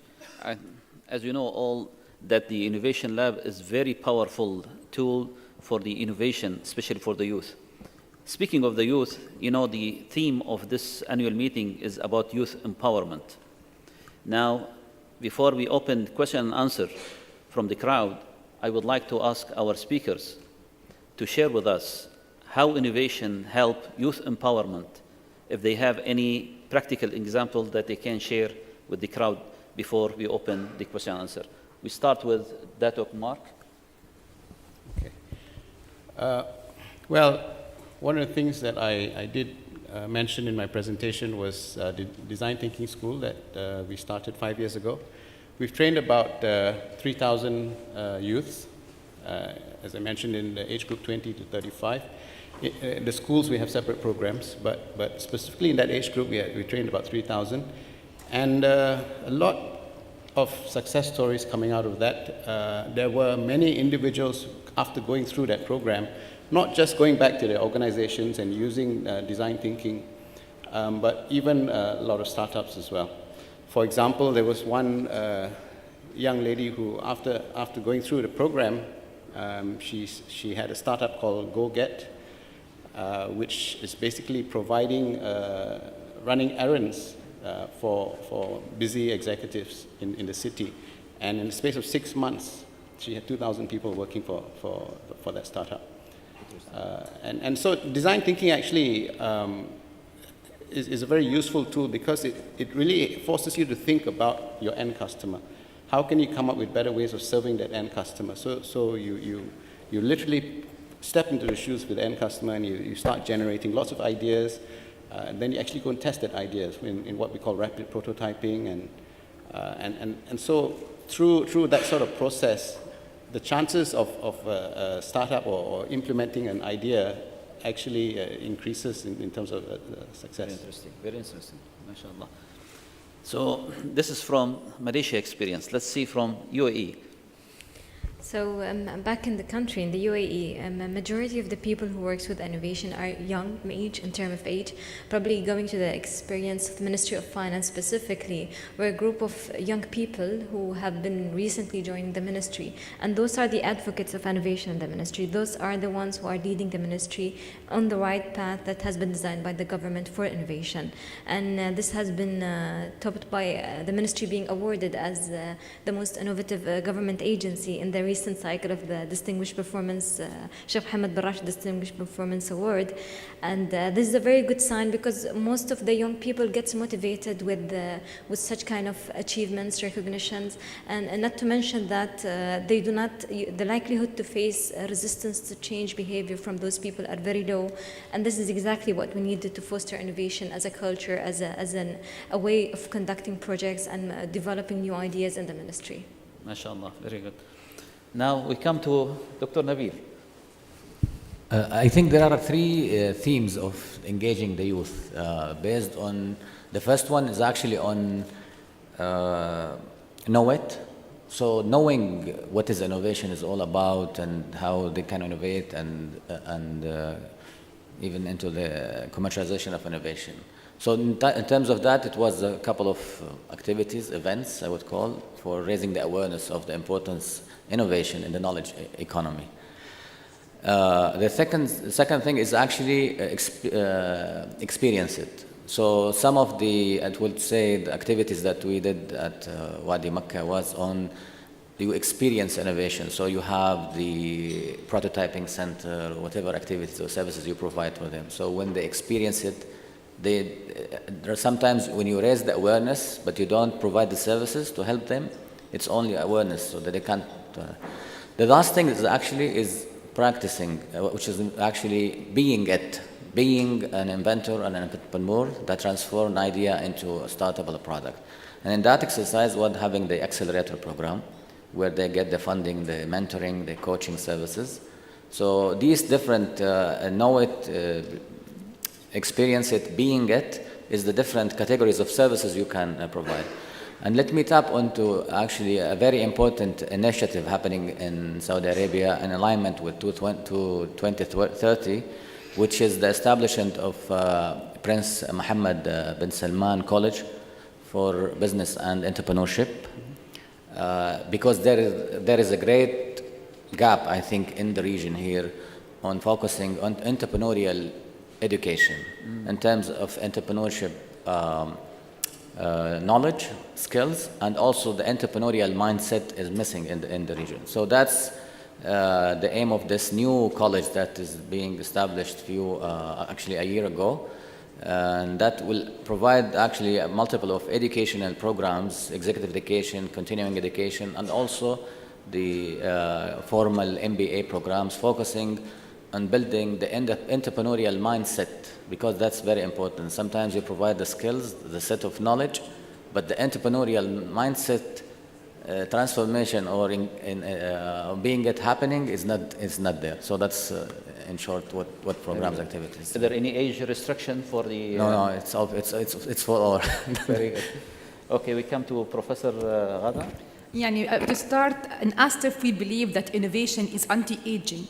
To say youth with innovation, we mention any age. In ASTIF, we believe anyone, even whatever his age, he can become youth if he work innovation and he have this innovative mind. Innovation for youth, in ASTIF, we success to establish 142 companies, 75% of them for youth. And when you start give them this passion to work, they start to be good citizens. They understand the wealth, they understand the meaning of the land, and they understand the mabda' man ahyaha. They work to deal with all people in all the world with this open mind, open peace. They feel peace. So, and as if you work in this, also we have this success story. We work in Upper Egypt with some poor peoples who don't have the resources. We train them how they can use the new technology to do business and to teach themselves online. ASTIF have this innovation lab mobility going everywhere in the poor areas. So we start to feel that there is real change for these youth. They are willing to support their country. They stop complaining and they start to connect with their citizens and with their community. Thanks. MashaAllah. Dr. Allen. Thank you. Well, I would echo this opinion that basically it's not only the youth which is innovative. We very often associate youth with innovativeness, but I think at any age, and also it can also help that you have some experience in your profession and in your the experience which can be then used for innovative ideas. But since the question was about youth, I will answer that question. Well, first I would say that what we see is a very big opportunity for internships in startups for young students. Internships are very important as a source of gaining experience for young students, and they're being made more and more a mandatory part of the curricula in most OECD countries. And I think this is something which is positive, which is win-win, especially for the startups which then offer the students a new experience of an unconventional type of company, and which can then open their mind to perhaps part of them, a small percentage. Entrepreneurship is not for everyone, right? It's for a small percentage, but this small percentage can then maybe show its potential after graduation to create their own startup companies, or maybe later in their career. A second thing is incubators. Very many universities create incubators at the campus, which then helps the students develop their ideas, which start maybe through some innovation competitions and so on. They get a prize, and then they can develop their idea. Some universities also have what they call junior enterprises. So basically set up as companies where students can actually work and work on projects and win some projects and get paid for that, which is also that. And then maybe I would just say that in the educational aspect, what is important is to create more in the curricula about entrepreneurial learning. Okay, entrepreneurial learning is usually something which is not sufficiently developed and relegated only to maybe some business studies and so on. Whereas even in STEM courses for engineers and so on, you have to teach them some basis of entrepreneurship, because one day perhaps they will have a brilliant idea, but which they will not know how to market. So I think entrepreneurship learning is very important, and as well creativity learning. Creativity is not necessarily sufficiently encouraged in the education systems today, because what we're taught in school is learn your lesson and repeat the lesson, okay, to the professor. You're not encouraged to be creative and to invent something new. Usually people who are too creative are seen as bad students, and this is something which should change. Very good. Well, Dr. Melika, if you can share some example from UNDP. They have a lot, I think. Sure. So I will give an example of this entrepreneurship spirit and its application in the public sector. So what we have been seeing is an emergence of an entirely new social sector with youth at the very forefront of it. So if you think of, for example, Wikipedia, who is beating Encyclopedia Britannica at its own game. If you think of OpenStreetMap versus Garmin, right? Now, if you think who is behind those movements, there isn't one person who you can invite for a meeting. There isn't a bank account or a title of a company that you can engage with. So there is a mirror image of these sort of global movements happening in countries that we're seeing, where youth are applying this entrepreneurship spirit to resolve some of the pressing social challenges. So you have 3 volunteers, even though they won't consider themselves volunteers, who a couple of years ago in Ukraine, in the middle of the revolution, came up with a procurement system that in the very first year of application saved the government 55 million euros. And they were subsequently brought into the government, right? You have youth who, again, somebody will call them volunteers, but it's an entirely new concept of what a volunteer is in Kosovo, designing a system to track and prevent corruption that within 4 years, the system that they have designed has become 4th most trusted institution in the territory of Kosovo. So what we as UNDP try to do being operative word, try to find the ways in which the governments can engage with a type of an actor that looks very differently to a traditional NGO or a think tank or a university, under the assumption that this networked youth can do certain things. So people helping people as an alternative to public service. Thank you very much. Actually, we need more discussion among the panel. However, we borrow from the innovation area, the business accelerator, innovation accelerator, and we accelerate, these things. Now we open the floor for any question from the crowd. To the panel. Yes, brother. Your name and where you are from. Okay, assalamu alaikum. Thanks a lot for the very nice presentations by the panelists. I am Hussam Abdel Gawad from Egypt, assistant professor in Cairo University and also director at SETS International. I just want to bring it back to the last comment of youth. Just tell you a very quick story to try to convince you that if we talk about youth today, this is probably too late. I was watching a news with my kids, watching 10 years old 11 years old kids innovating a robot that basically makes cotton candy in Egypt. And then one of the kids at 10 years old said, I was the one responsible for coding. Then my 5 years old son asked me what is coding. Then my 8 years old daughter told him, you can Google it. So if we think that kids from that young age can start thinking about coding and having access to information and data, then I think we should start much earlier than the youth stage. Okay, so you suggest that to start to accelerate the youth now. Well, yeah, I think, by 10 years old, if you know how to code, then there is a lot to do after that when it comes to the youth age. Okay. I think we have some comment, Dr. Walid, then Dr. Kumar. I agree 100% actually. To cultivate innovation, you have to start earlier. I'm talking about even before K, K to 12 and before. And unfortunately, in many educational systems, not to be specific, it's actually anti-innovation, especially the culture of, memorization and reading and knowledge cultivation, rather actually critical thinking.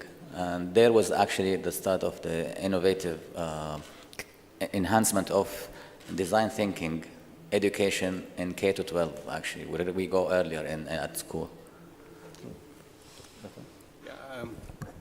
I fully agree with that observation as well. In fact, one of the things I mentioned as well is that we have a program for our both primary and secondary schools looking at higher order thinking tools, looking at how to encourage critical thinking. And what we're doing now, we're actually developing a template which initially is going to be offered to the school system, initially on a voluntary basis, for the schools to actually adopt this different approach to teaching and learning, which is going to focus on critical thinking and developing different skills. So trying to move away from the rote learning that our education system, unfortunately, all these years has been the main focus. Because, in fact, 2 years ago, the Education Ministry changed the way exam questions are being asked as well, to put a higher percentage requiring critical thinking. There were a lot of complaints from the parents. The parents were saying, how is my child going to study for these exams? But the point is, you need to be able to use these critical thinking skills. And so we're moving in that direction. We'd like to do it faster, but it might even take a whole generation to achieve that. And talking specifically about things like coding, things like computational skills can actually start at a much younger age, even in preschool. Computational skills, looking at things like spatial recognition, pattern recognition, and not just coding. So these are elements that we think would actually drive the innovation agenda. Any comment? Yeah.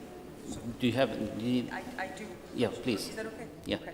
All right. So again, I completely agree, and I think education is one way to deal with it, even though I think whatever it is that we start investing today, addressing kids from, I have a 3-year-old, so I'm kind of thinking she needs to be addressed right now with some of these issues. We're going to see the benefits maybe 10, 15 years from now. I think in parallel to that, there's another way in which we can address it. Cities in the world globally procure 10% of global GDP, right? And they do that by awarding contracts in 85% to companies they already know. That's striking, right? Now, if we do something that Alan has mentioned, if we refocus, if we innovate the procurement away, or rather towards sort of putting in functional requirements, we might open an opportunity for a 10-year-old in Egypt to actually be one of the solvers to City of Cairo's procurement notice that's not going to require writing 300 pages of an RFQ, but actually producing a prototype that can address that challenge. So I think we need to be aware of, doing a lot of things in parallel in order to be able to start reaping some benefits today as well as 10, 15 years from now. Thank you. Actually, just to, in these days, the change is really quite vast. And you can see now we have a new generation called millennial generation.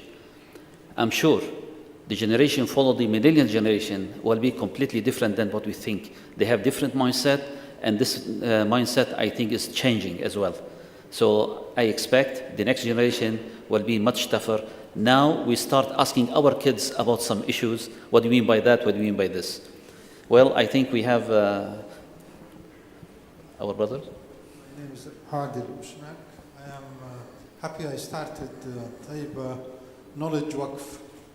I am a trustee and a founder of that to implement what you just discussed, education. Because I learned over 50 years practicing the industry and business, it is not enough.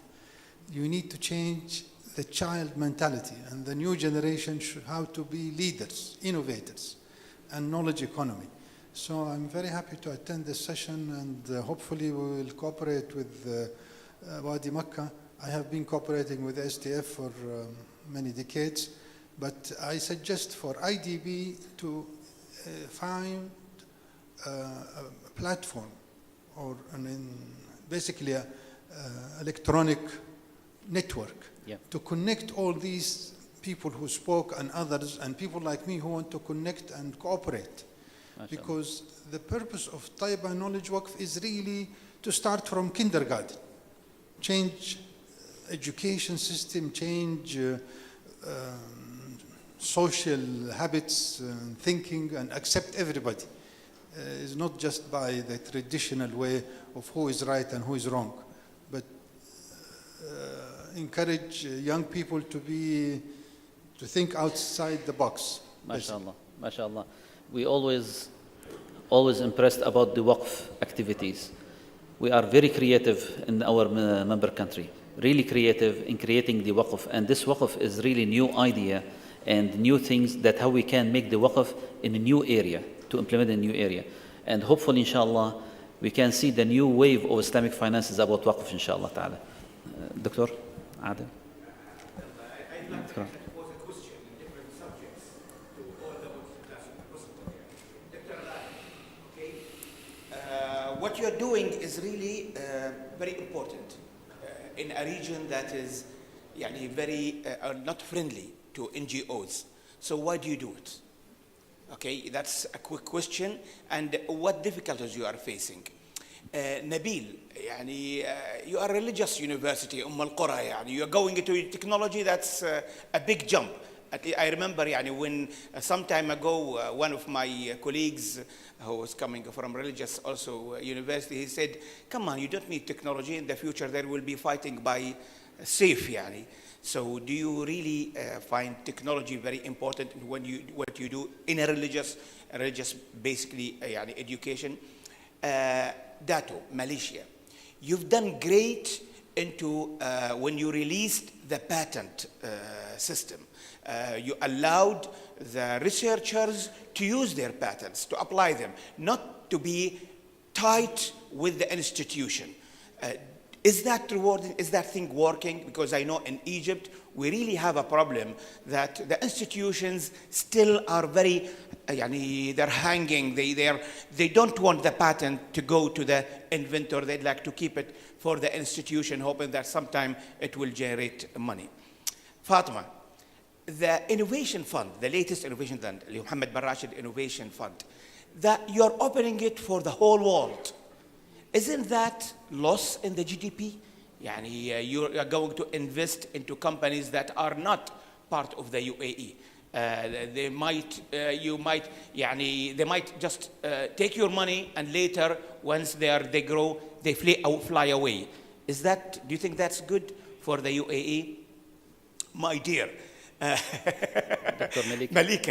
Malika, I attended a conference some time ago on innovation, and that was the World Innovation Forum. And they spoke about technology soon will be coming from the south to the north, not from the north to the south. Is it happening through the innovation labs that you are doing? And last for our people in the you in the OECD. You said that it's startups are not a good way to spread technology, not the main way. It's better to connect to international companies and let the technology يعني, move through the system. You mentioned something like this. You correct me. But the problem here is that we are really losing in our GDP. We're losing by those entities who come to the region, take the talent from the region, connect them to the international companies, and then they don't really pay off to the region economy. So can you comment on that? Okay, I think we have 6 questions. Another session to answer these questions. This question, mashallah. But we don't have time. We have about 2 minutes. Okay. Can we make this answer in 2 minutes? Yes. All of us? Okay, very good. So, okay. First, about ASTIF, how we as an NGO survive in the last 18 years. The last 18 years. ASTIF is working with all entities that related to the countries. Any political issue we don't penetrate. We don't have any relation to any entities have some problems or politicals or something like that. Our mainframe is science and technology, and for this we survive and the community accept us. Because we don't take care or didn't mention anything that maybe harm the system inside the country that we are working in. Why we are doing this? Because the board member of ASTIF is full professors, all of them. They take all the ranks inside the university, and after they finish, they feel they didn't do something really to their community. They didn't gain the fruits of their research. So they mentioned that we need to change our mentality for ourselves and for our countries. For that, we need to change the mentality that we are facing from the beginning when we start our academic life. So we work on this, and we hope that we can do this. The other thing, as we mentioned before, we work with even any age because we need to move the barriers from the old generation for the new generation. If we connect them with the innovation ecosystem, the old generation, they will accept the youth to go further and think in critical thinking and say why and how we do this. So that we are doing. Thank you. Shukran. Thank you. I just a quick response. Actually, your information is outdated. Al Qura University in Mecca started 50 years ago, and it was having 2 colleges, one in education and the other one is on Sharia and Islamic studies. But since then, for instance, the College of Engineering started 30 years ago, and 85% of the colleges are now on science and technology. So the College of Medicine, Pharmacy, Science, Applied Sciences, and also College of Computing, and that makes the difference there. So it's a comprehensive university, it's not only focusing. And the second thing is actually, Wadi Makkah is not only geared with Al Qura University. So we have some spin-ins from researchers from different universities in Saudi Arabia and worldwide. And second thing is that we invite also entrepreneurs from the market to get engaged with Wadi Makkah, because there is a niche market on research, on transportation, crowd management, which is the mega events happening in the city of Makkah. So just to clarify, even I'm not the guy to, because I moved to another positions, but I have been at Al Qura University for the last 15 years. So that, I think when they visit the Valley of Mecca, they will verify that. Yeah. So your question was on whether the universities are keen to see their patents, their IPs getting commercialized. Well, a very short answer is yes, and a few reasons for that. Firstly, the research universities we have in Malaysia, there are 5 research universities. The way the government's policies in terms of how they're funded has been tweaked over the years, where they are now having to have a certain percentage of their income coming from commercialization. And commercialization is not just starting their own spin-offs, but also licensing of the IPs. So one of the things that we've done as well, our commercialization platform actually facilitates licensing of IPs from the universities, and they have a sharing model between the universities and the researchers, as well as the commercialization partner. Now, when you try to license out IPs, there's always a gap in expectations of value. The owner of the IP would tend to think that it's worth a lot of money even before it's finding its way to the market. And of course, the investor, the funder, or the commercialization partner will see it as a much lower value. And so one of the things we do is to try and bridge that expectation of value. And last year alone, we did 170 license deals of IPs from our universities with private sector. Very good. Fatima? So, okay, going behind the rationale of the creation of Mohammed bin Rashid Innovation Fund at the beginning was because the ministry investigated clearly the sub-indicators within the Global Innovation Index and where did we did low and which parts of those indicators can be enhanced by a project that the ministry would look after. So, the operating model of the fund was created taking into consideration such implications of numbers and statistics that would be later on feeded into or plugged into the methodology of calculation for GIA for the next rounds and cycles. So the model is there, it's tightly controlled. We're not saying that we're not giving the money or not financing innovations that are based on other countries, but we do look closely to innovations that are willing to incorporate within the country to make sure that the impact of those innovations are brought to the UAE. We're balancing, we're looking into the commercial side when we do the assessment of the eligibility of each and every application, but we look majorly 60% of the weight goes to innovation aspects. That model that I mentioned is clearly governed by the advisory and the decision committee. It's closely governed by the Emirates Development Bank, the official host and the operator of the fund, to make sure that such implications that you mentioned, which is truly important to us, are not out of control or sight to the ministry. Thank you very much. Thank you. So the question, the question to me was whether we see this new breakthrough solutions coming from the Global South versus North. Short answer, yes. Most of the new business models around using mobile technology for financial inclusion, using behavioral insights to change different attitudes towards savings, corruption, environment, and so on, are coming from Global South. I would say with the work, advising work that we do to for the governments, 9 out of 10 new things that happen, we have picked up on them from the Global South as opposed to Global North. Yeah. Very good. Alan? Okay, concerning the startups, as I mentioned, the startups are very important and they're very positive, but it's my message was that it's not the only thing. It's maybe the visible part of the iceberg.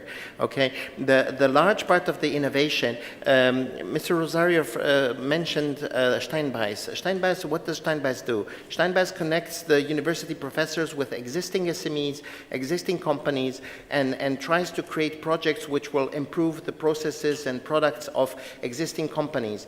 And these things are maybe not as glamorous. They don't create, media attention so much as startups do, because startups are spectacular. You can have a young person getting rich in a very short lapse of time. But what I'm saying is that the bulk of innovation is actually going through less glamorous channels, which are a cooperation with existing SMEs. Now, you mentioned about the multinationals.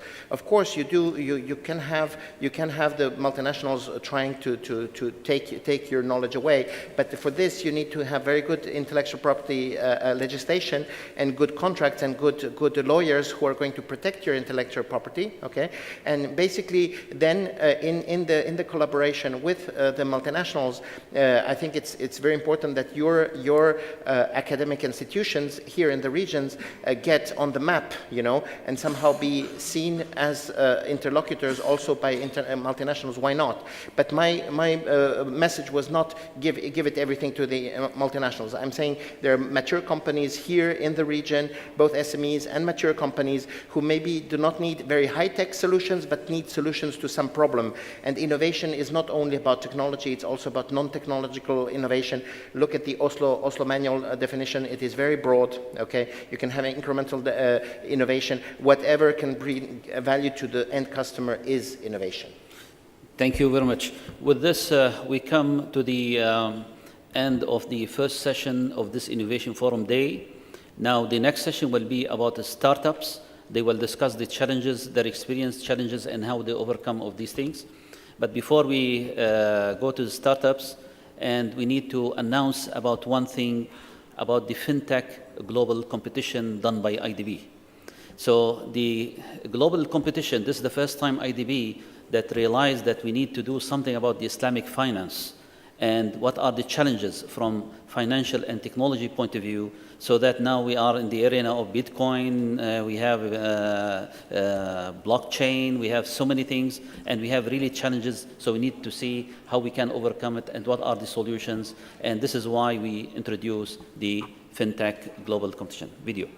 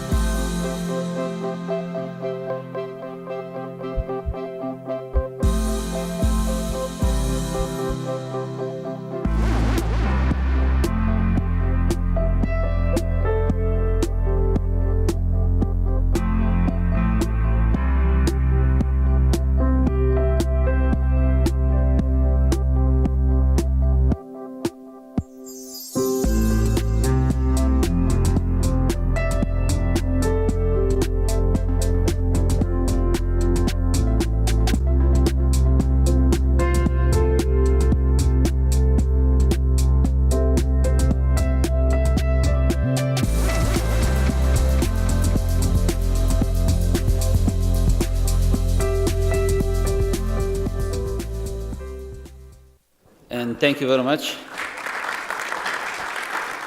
Please remember, if anyone wants to participate or you want to ask anyone to participate, it's fintech.isdb.org. And with this, we conclude this session. But before we leave, just to remind you that the next session will be on startups, and anyone wants to visit the Mecca Valley, so they can register here and put please your name, email, and cellular phone if possible. And thank you very much, and barakallahu feekum wa akhir da'wana alhamdulillahi rabbil alameen. Thank you.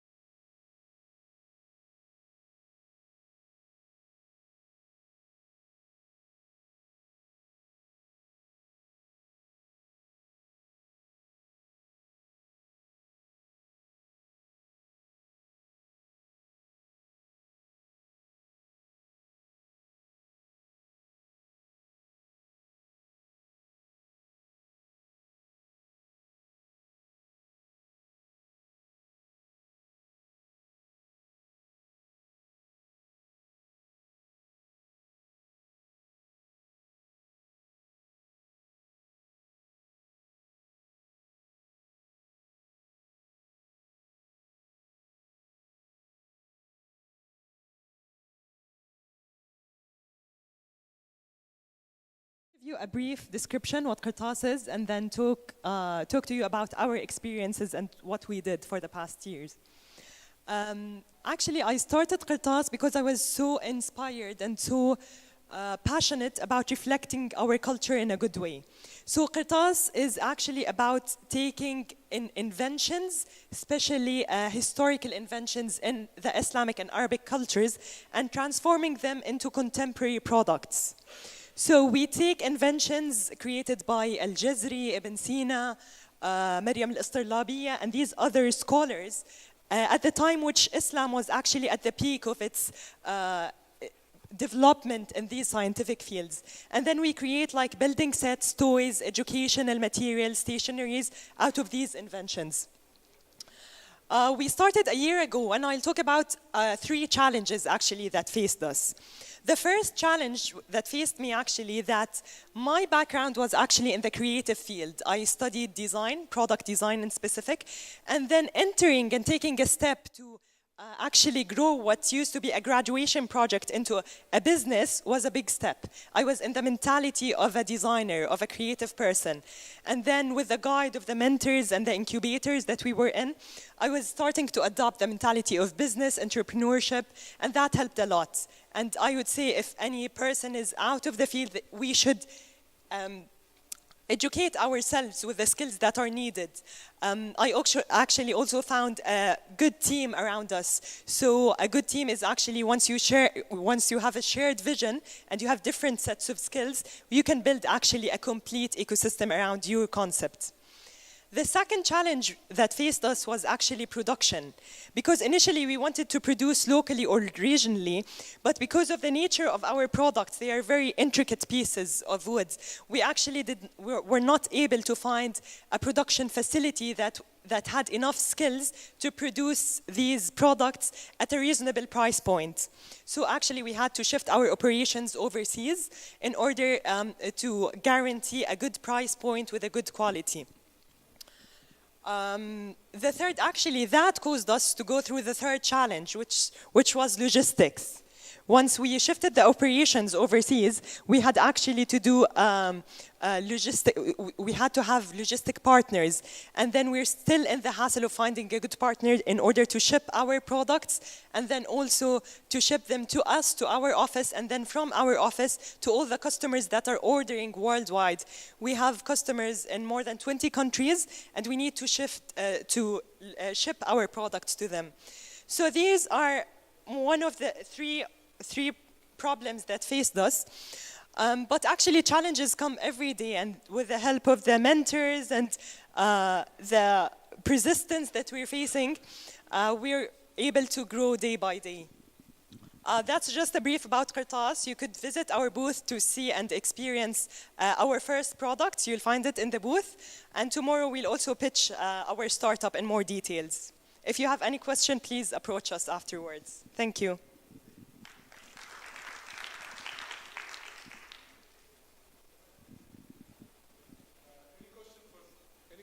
Sajja, any questions for her? No? You don't want to know like how she has got all the experience, all the energy to come and start doing this? Yeah, okay. Please introduce yourself. Thank you. I'm Rakib Avi. I'm from Bangladesh. I work at a development organization called BRAC. So my question is, what we also find very common in the entrepreneurship sector in Bangladesh as well. How do you sort of establish the value that you're offering to your customers? Because sometimes entrepreneurs, they're very passionate about their idea, their solution. Sometimes they're sort of caught up in the product and in the service that they're offering, that they forget to establish the value that they're offering to the clients. How do you sort of communicate that for a product as unique as you're offering? Thank you. Thank you. Well, actually, the first motivation that made us start Qirtas actually was the feedback of people. So when we started Qirtas, we already had awesome feedback from people telling us that we should take it to the next levels. And then in order to validate even more, we had a crowdfunding campaign. So the crowdfunding campaign helped to tell us that even more people than we thought are interested in our products. We had a target and we achieved 160% more than our target. So that showed us that even our product and our vision, let's say, was even more on demand than we thought it was. Great. Any more questions? How many toys that you have built so far? The first product is in production now, and the seconds are being developed, and we're also developing other lines than toys. You're going to see them in the market very soon. Great. So you actually went to Kickstarter for a campaign? Yeah, for Launch Good, but it's similar to Kickstarter, yes. Oh, so how is it? How's the... It was a really big success. We didn't expect it. We raised 60% more than our goal, and we had around 300 or plus customers, I guess, worldwide. So now we're just ready to ship, almost ready to ship our products to them. Oh, that's great. So, interesting one. Any more questions? Yes. Yeah. You mentioned that you were helped by mentors and incubators. If you could just give us more detail about that. Thank you. We were accelerated in KAUST program, part of the 9/10th program of Ministry of Labor. Sorry? Ministry of Labor, yeah. So it was a three months program in which they guided us through how to take an idea into the next business level. So in that 3 months, we were able to develop the product, secure the manufacturing, find all the connections needed, and then had a seed fund in order to sponsor the campaign. And there are actually many other programs you could find around, I guess. Thank you. No problem. No more? I saw a hand here. No? No? Okay. All right. Thank you very much. Our next speaker is Tamer Taha from Yumkin. Tamer, that's your mic. Thanks, Naguib.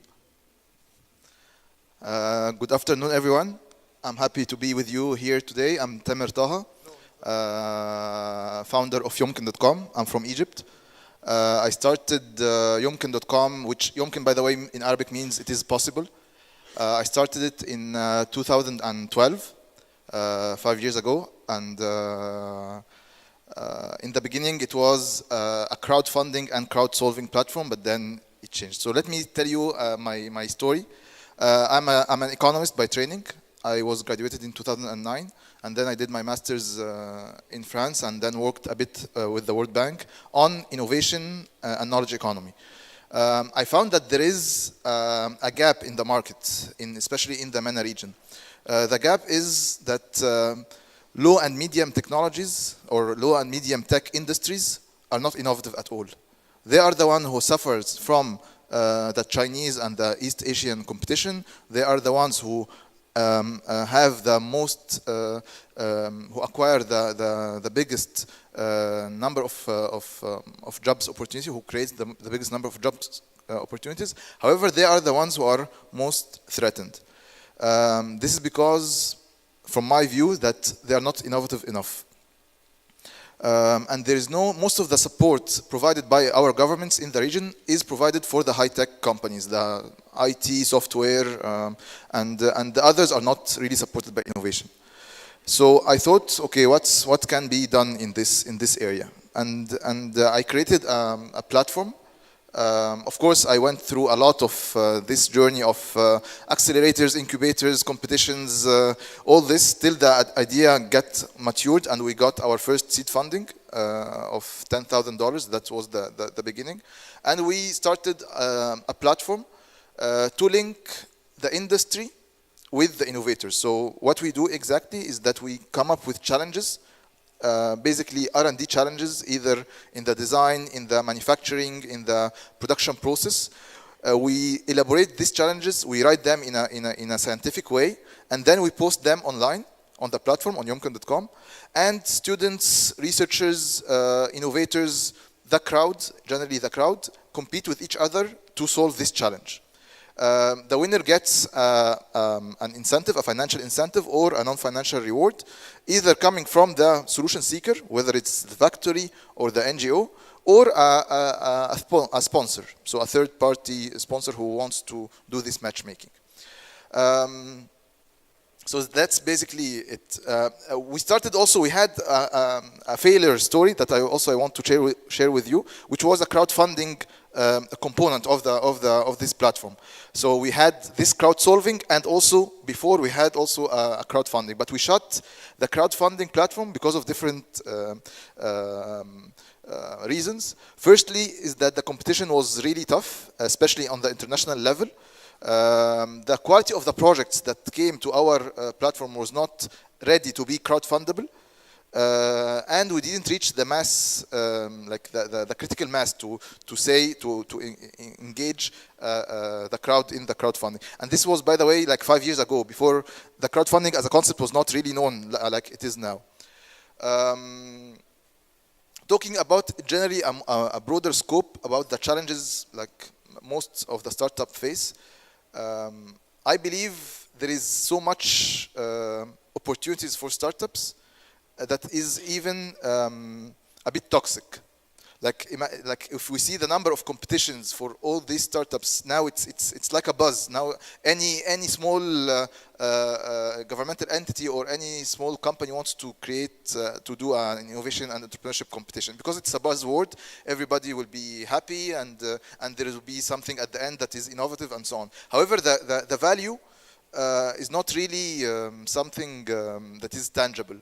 Why? Because we need a critical mass. We need to create a critical mass, and I believe with this fragmented competitions and support or competitions here and there, the critical mass that is not really big will be actually fragmented. So this is one of the challenges. The second challenge is the what kind of support are we giving? What types of industries are we supporting? We need to understand what is the competitive edge of our countries, especially in this region, or I mean in the member countries of the IDB. We are not really competitive in technology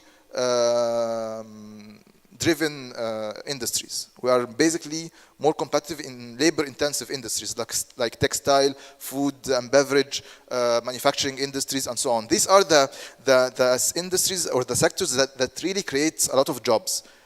These sectors today are really threatened by I can't remember who said from the previous panel about from the industry 4.0. For all this robotization, artificial intelligence, all this can increase the efficiency of the countries who have the technology, and it will, from our side, it will be also very competitive in terms of like we will reach to a stage that we cannot even compete anymore. That's why I believe that Yomkin is something that is useful. Now we are based we are like covering 2 countries, Egypt, and last year we expanded to Tunisia. And hopefully this year we'll go to Morocco and Jordan. We are trying to focus on Arab countries that are middle income, with a middle income level, and who have more or less diversified economy.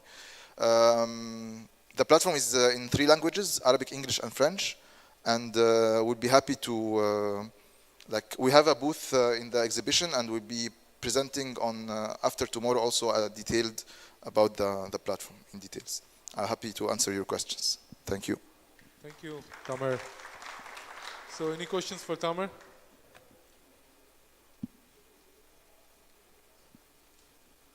No questions.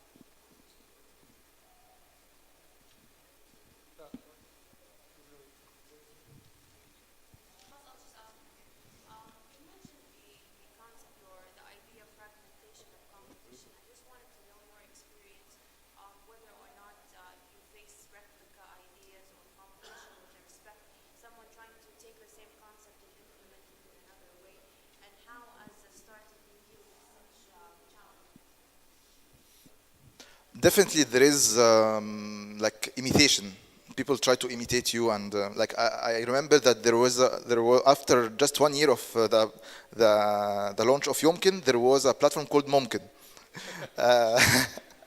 So it's very it's not now the word is not becoming about who can imitate who, but it's about who can execute faster and better and who can reach. Our edge was in the network. We are not only present online, we also had a huge network offline. We went to the villages, we went to the rural areas in Egypt and asked them what are your challenges, and did workshops, ideation workshops with the very, very like poorest villages in Egypt, the ones who have not even access to the internet. And that's what made us actually creating a lot of success stories. Same as for the factories, like very outdated factories who are really like outdated, you know, with using systems with Windows 95. Really, like their machines use Windows 95 as operating systems. So we went to these factories, and these are the ones who, if they do not start now to innovate, they will die. Like in 2-3 years, they will be eaten by big other companies.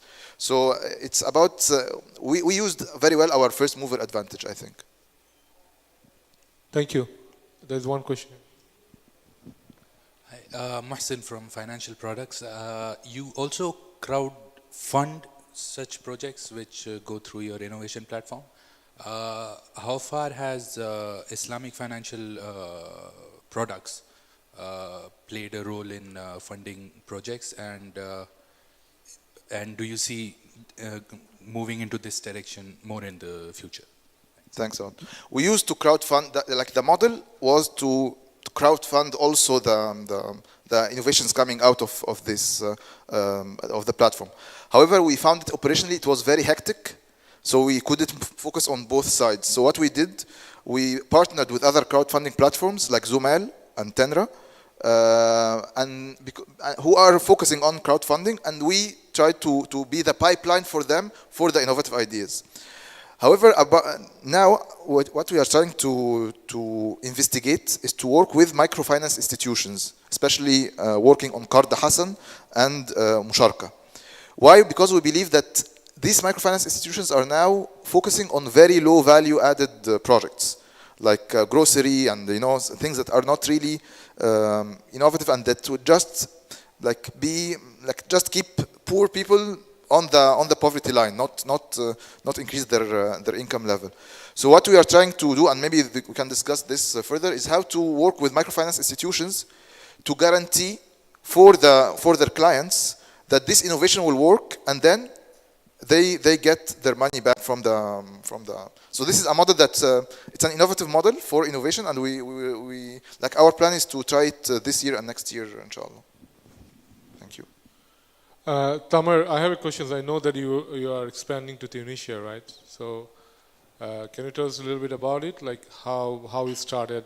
What do you think the challenge is in terms of replicating the model to other countries? So you have done it in Egypt. Do you face a similar kind of challenges when you want to do in Tunisia, or is it a different sort of challenges? The Tunisian market is much more smaller than Egypt. It's like their population is 10% of the Egyptian population. However, the culture is not that different. The challenges faced by our target group in Tunisia are very similar to our target group in Egypt. The replication was not that hard because it's a platform. So we just did and we just localized the platform to fit in the Tunisian market. And we found the right partners in Tunisia, because this is the key point, is to find right partners in the replication countries. And then we did like some info sessions there to increase to create the awareness because there was no awareness about it. Challenges in terms of creating a franchised model it's a bit challenging in Tunisia as also in Egypt, because of the transfer of money and devaluation happened recently in Egypt. So it has been a bit challenging, but we learned a lot from the model, and I believe that the next replications will be much easier than the one in Tunisia. All right, so any more questions from the crowd? If no, then we'll move to the next speaker, Zain, on social entrepreneurship. Yeah.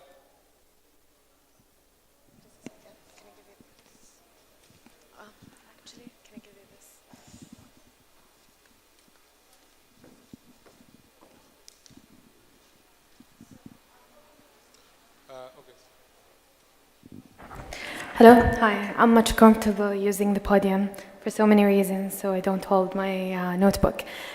So my name is Lujaina Libaid. I'm the co-founder and CEO of Tasami for Social Entrepreneurship, which I'll speak more about in a bit. I'm also an Acumen Global Fellow. I was blessed to experience social innovation in different countries in the world. I lived in Hyderabad, India. And for me, it was a really great center of innovative solutions for so many social problems that tackles poverty, agriculture, education, and so on. I worked as the Chief Strategy Officer for an educational social enterprise that created curriculums for underprivileged communities in rural areas. Going back to Tasami. Tasami is a nonprofit that focuses on establishing innovative and sustainable solutions for societal problems. How we do that? By empowering youth to establish these social enterprises and collaborate with private and governmental sectors.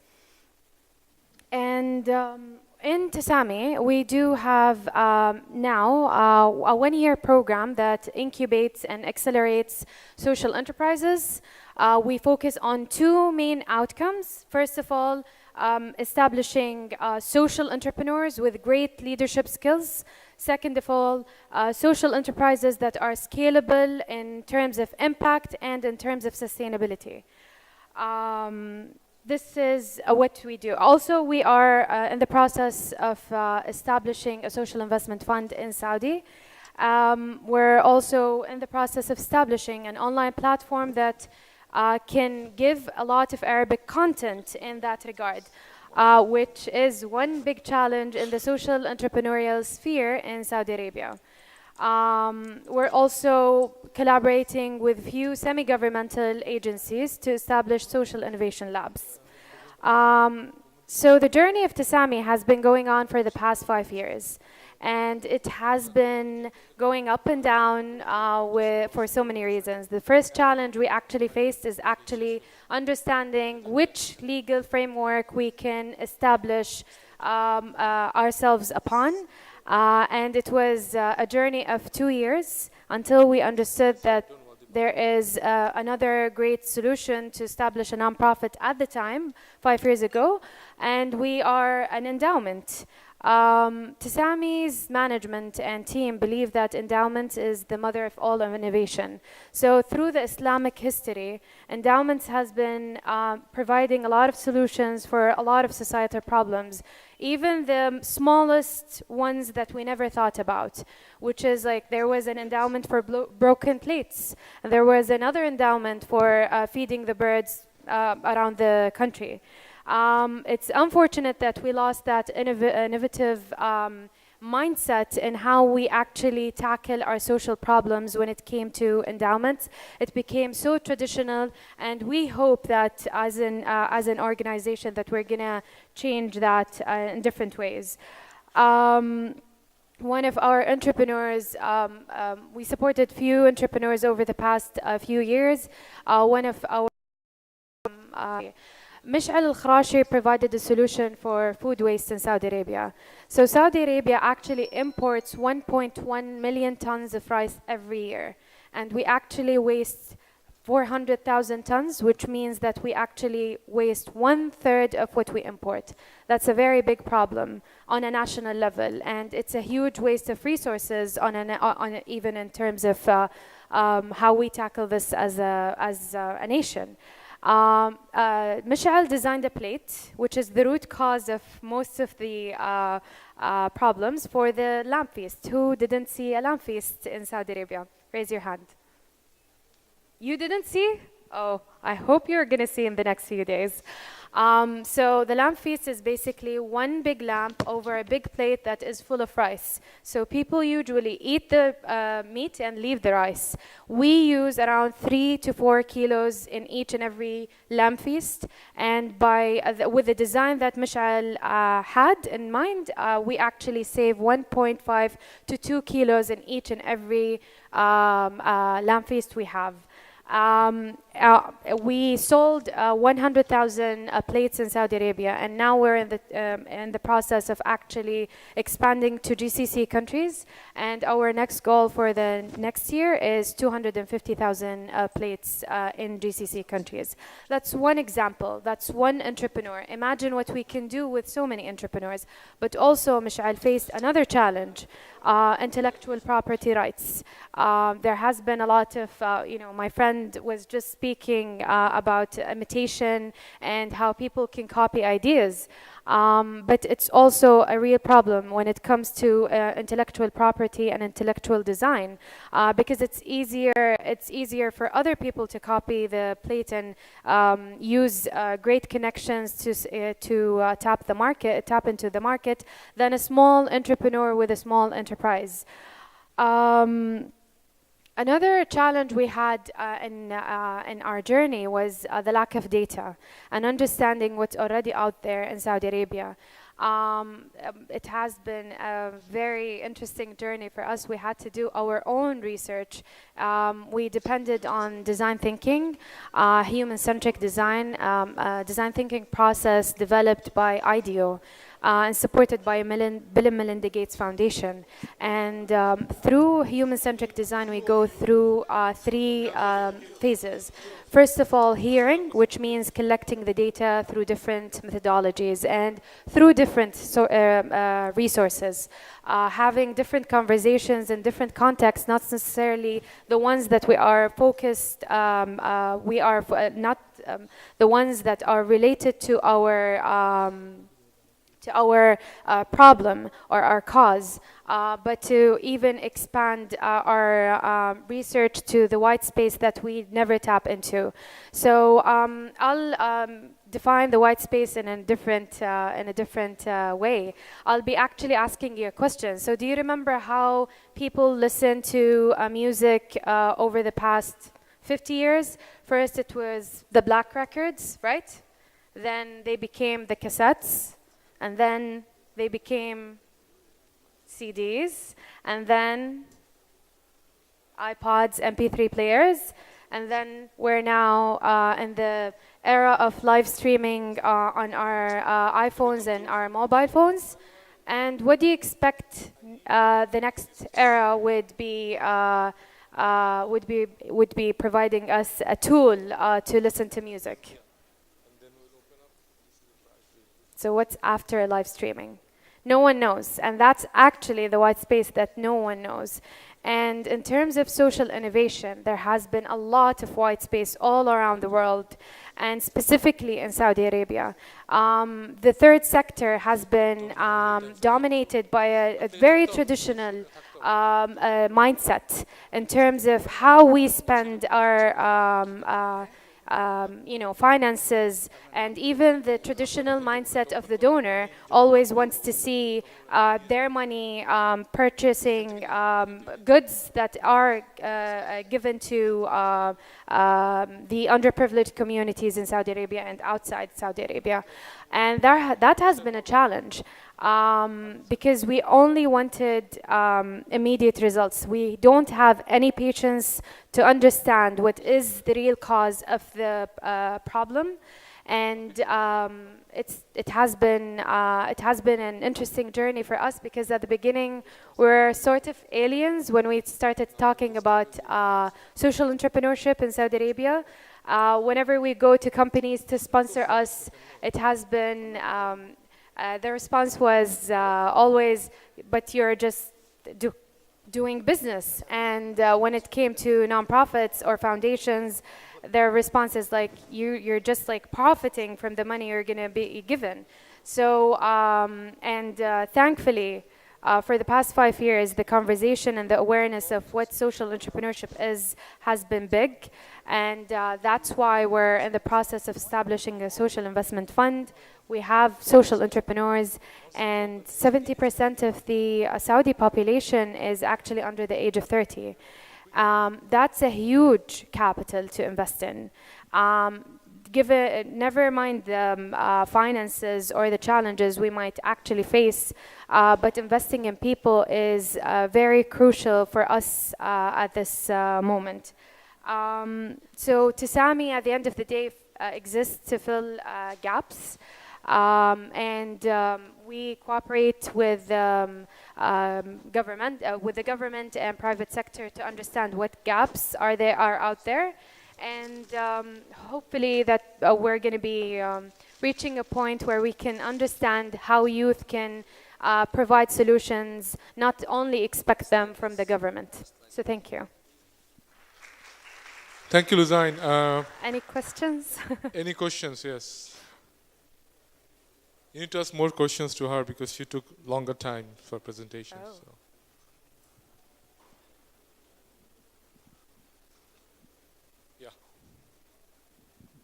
Thank you for this talk, Jane. My question is, I mean, as you said, there's lack of data. So we don't know how big is social entrepreneurship in Saudi. If you want to benchmark it with regional, with the global levels, where do we stand? And do people understand in Saudi what social entrepreneurship is? Is there an Islamic, since Islamic Development Bank, is there an Islamic context for social entrepreneurship that we should know, that we don't know of? I mean, why social entrepreneurship? Well, I think there has been a lot of Islamic countries that gave amazing examples of social entrepreneurial ecosystems. Like, for example, in Malaysia, also in Indonesia, they're actually really strong and they're growing. I'm not saying that the ecosystem is perfect. It's not perfect anywhere in the world. It still needs a lot of exploration and research in terms of how we understand the problems. The problem is sometimes these solutions are, and the due to the lack of data, and also due to the challenge of having this mindset of understanding what a fact is. While we, as social entrepreneurs and social innovators, we need to be really open to the possibility of having different solutions outside the facts we know. I'll give you an example. So in one of the social enterprises in India, they established a factory or a plant to provide clean water solutions for the community there. So their target was actually a household. And it turned out by the end of the year that 70% of their clientele were farmers and companies, not the household. And it went back only to understanding what the problem was. It wasn't the price. It wasn't the distance of walking. It was only how much water one woman can carry on her head. And the gallons that they actually provided were too heavy to carry on their heads. And when they fixed the sizes, it was a really big success. In Saudi Arabia, social entrepreneurship has been a challenge. In terms of awareness and in terms of understanding how we can empower youth to bridge gaps in our system, in our education system, in our health sector, in each and every different field. We also can't reach rural areas. We always start with big cities out, while the approach should be small towns in. And this has been another challenge, but I think I was telling the Islamic Development Bank team today, it has been a really interesting time for us as an organization, because even the government is demanding a lot of results from everyone. And we are in the process of developing great partnerships that would actually allow us to empower more social entrepreneurs in Saudi Arabia and even beyond. In Tesami, over the past 5 years, we've been getting tons and tons of emails from Saudi youth in different towns, not only big cities, and even youth outside Saudi Arabia. We've been getting emails from Gaza, from Bahrain, from Arabs in Korea, from Arabs in Japan, from Arabs in UK. And each and every day I go heavier to when I go to sleep, with a heavier heart, with a heavier mind, understanding how I can do with my limited resources all I can to actually impact everyone.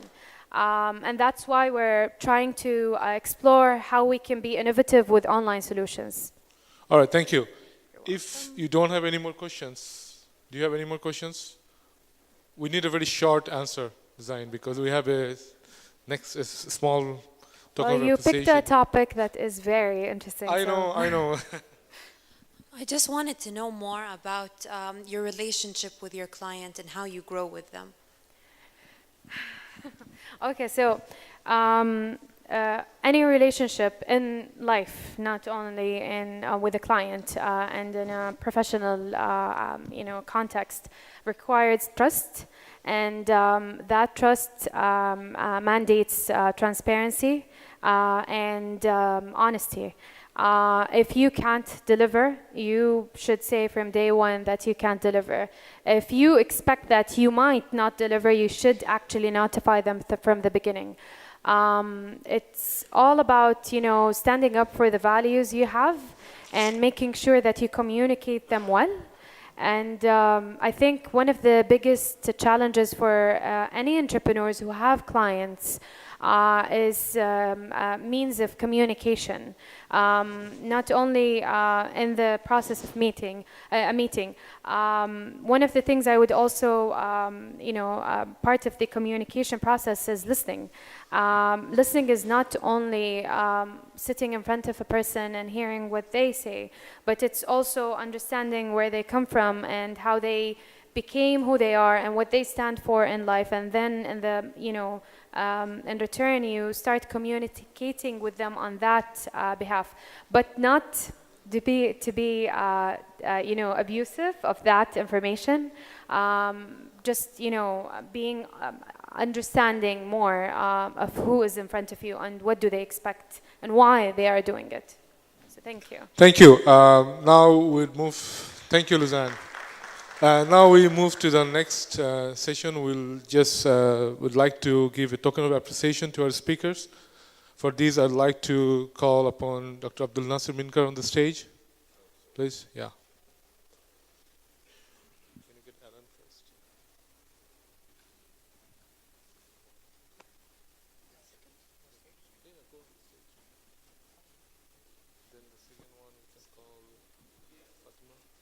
Yeah, so now I'd like to call upon Alan from OECD on the stage to receive your token of appreciation.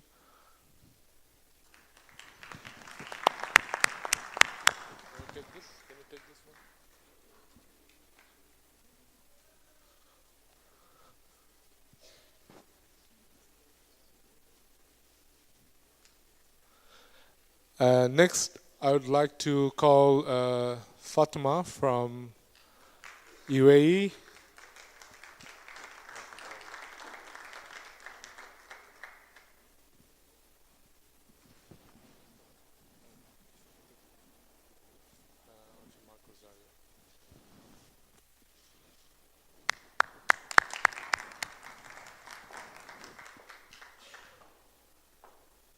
Next, Datuk Mar from Malaysia.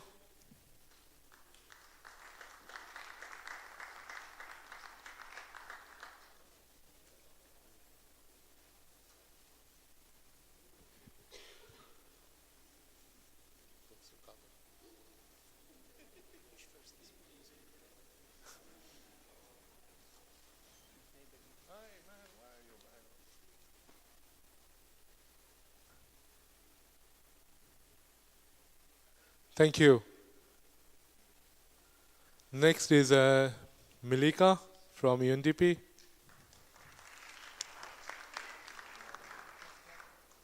Is Nabil Kushak here?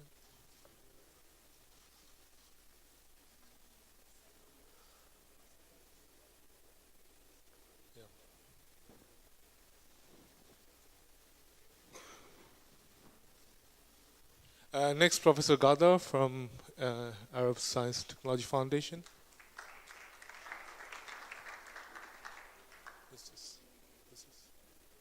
He's not here.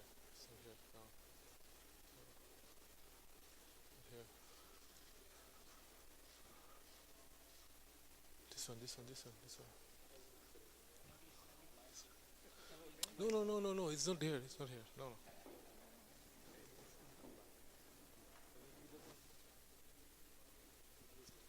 Dr. Nabil is not here, so I'll call Saja to go up on the stage, please. He's not here. I told you he's not. He's around. Okay, take comment.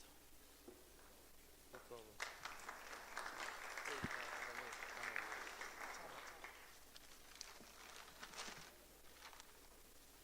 problem. Tamer Taha from Yumkin.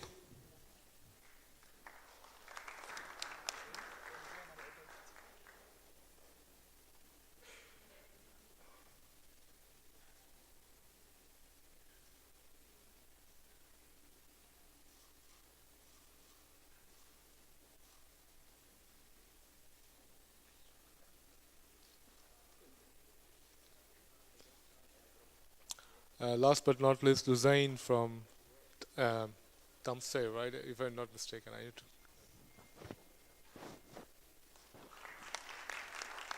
I found Dr. Nabil outside. Oh yeah. Yeah. Dr. Nabil, you are on time. Is it this one? Yeah. So let me see which one is. Yeah. I know.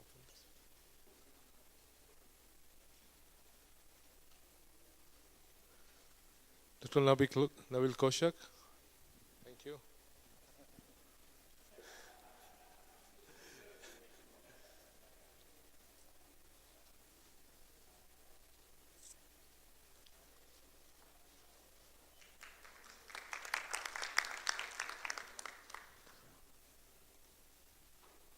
Thank you very much. Thank you, Dr. Minkar. Thank you.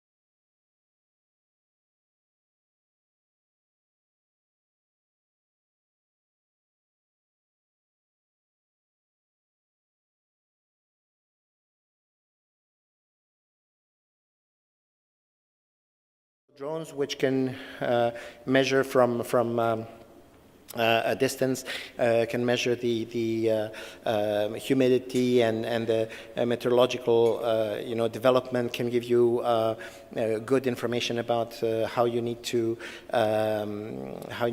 treat your crops and so on and so forth. So there are many applications of artificial intelligence which are very relevant for developing countries. Another example is also from the medical world is the spread of epidemics. Already, in the example of the Ebola virus, they were actually using artificial intelligence to be able to pinpoint the origin. And they found that the origin of the Ebola virus was a bat, basically, who was spreading this virus, and that helped them, actually stop this. So they did some countermeasures on the bat population, which then stopped the spread of the Ebola virus. So there are many opportunities also of these new technologies, and together with a whole change. The only thing is that we have to be aware of this, and we have to manage expectations, and as I said, maybe not send our kids to medical school.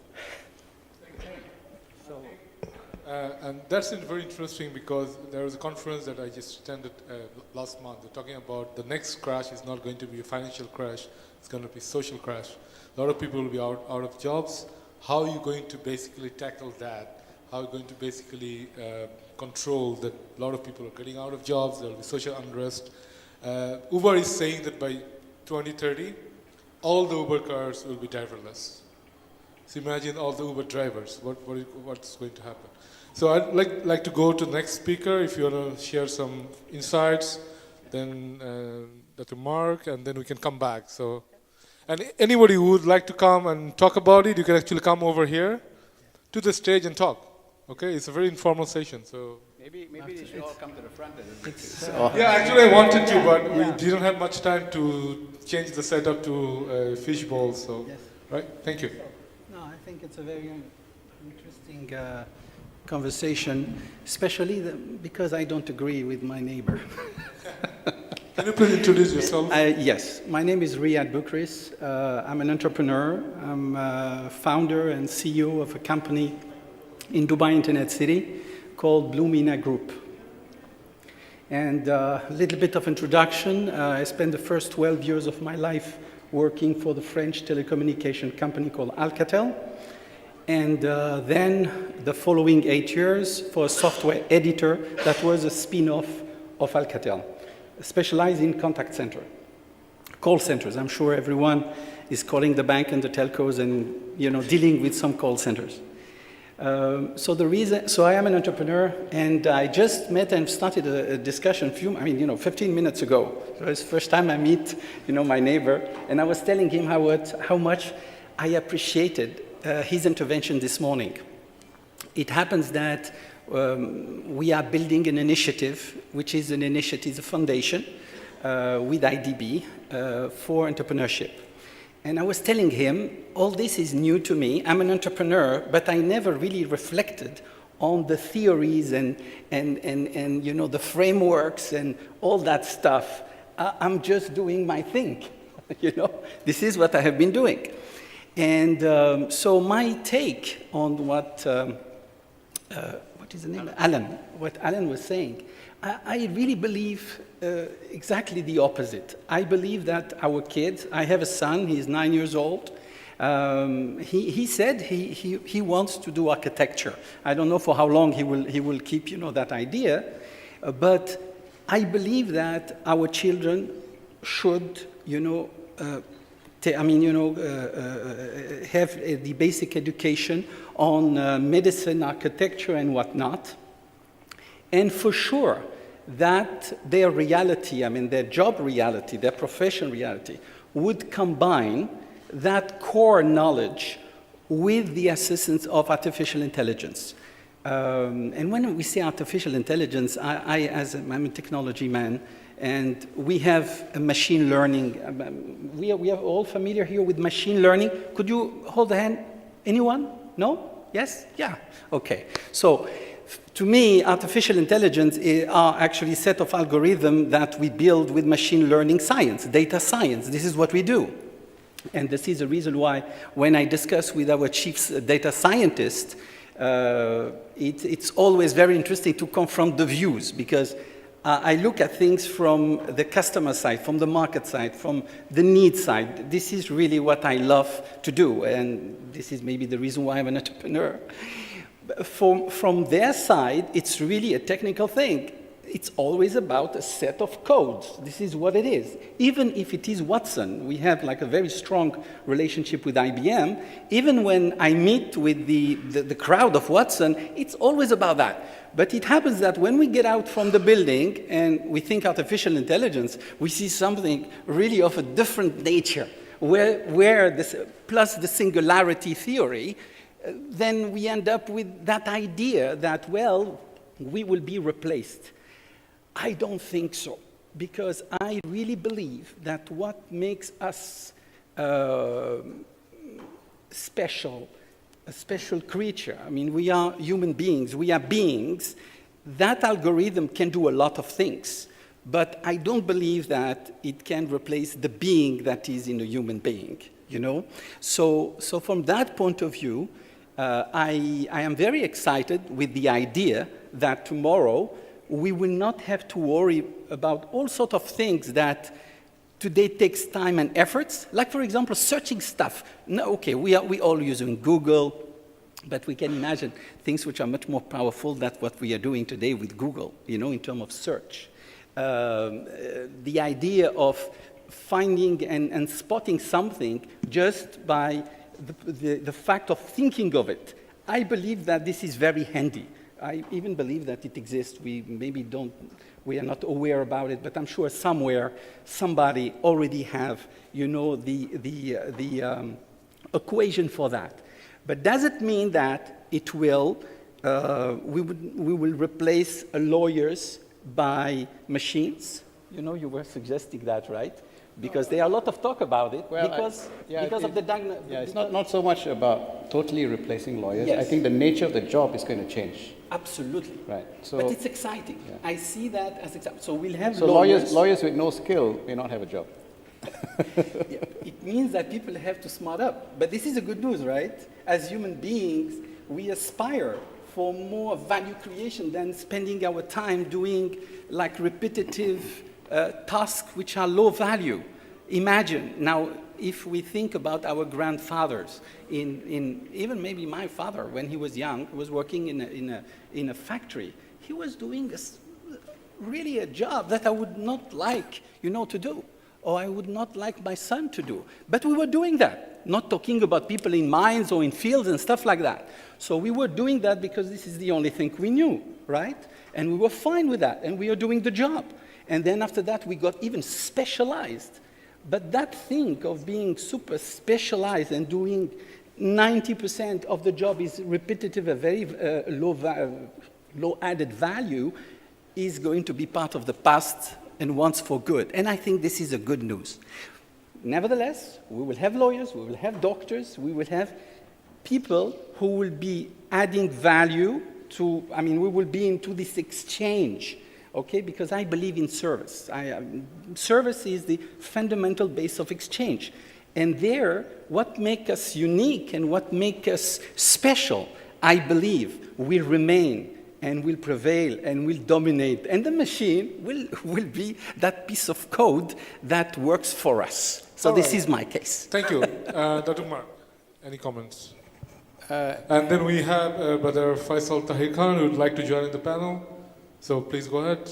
Okay. You'll be talking after Mark. Yeah, maybe I'd just like to comment on this theme from Malaysia's perspective.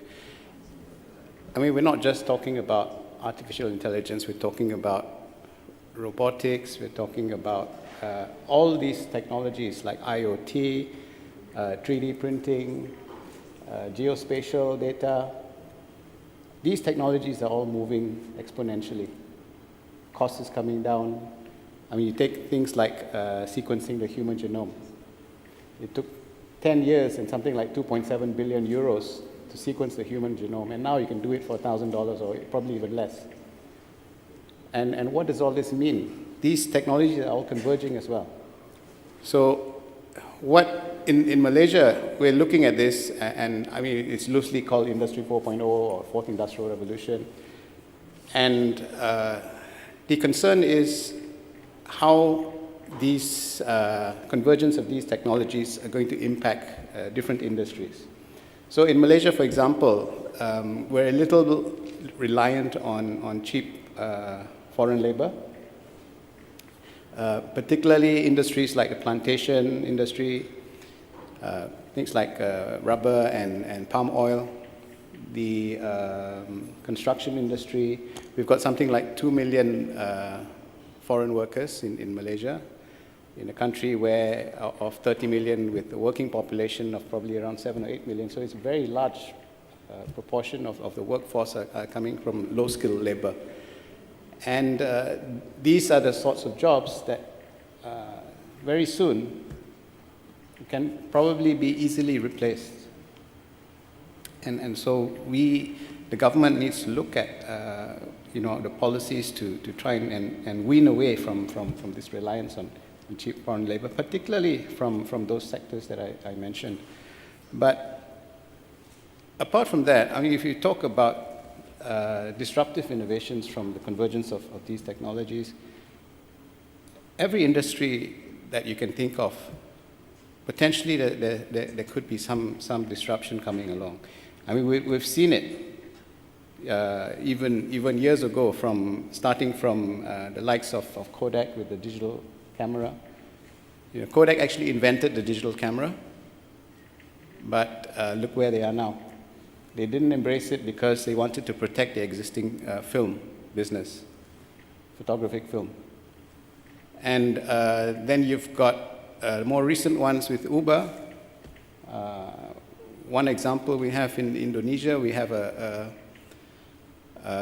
taxi company called Bluebird. I'm not sure if any of you have been to Indonesia. You've probably been told you must get a Bluebird taxi. This was, in the past. And Bluebird taxis, with a fleet of 30,000 cars, taxis, they did an IPO in 2015 with a valuation of $2 billion US. And that was just 2 years ago. They didn't embrace the kind of technologies that Uber and another Malaysian startup called Grab Car. They didn't embrace this, and now their valuation is $500 million in the space of 2 years, from $2 billion. But that's just an example. There's so many other examples. The telcos, when they came, the mobile companies invested very heavily. With their business model was going to be about SMS revenues, and WhatsApp has totally displaced that. So they constantly need to think about how potential disruptions are going to affect their business. And so in Malaysia, I think I mentioned in my presentation this morning that we've developed these tools for companies to look at their own innovation strategy and look at these sorts of issues and come up, look at not just the potential threats to the industry, but also the opportunities for them to basically leapfrog into a different area.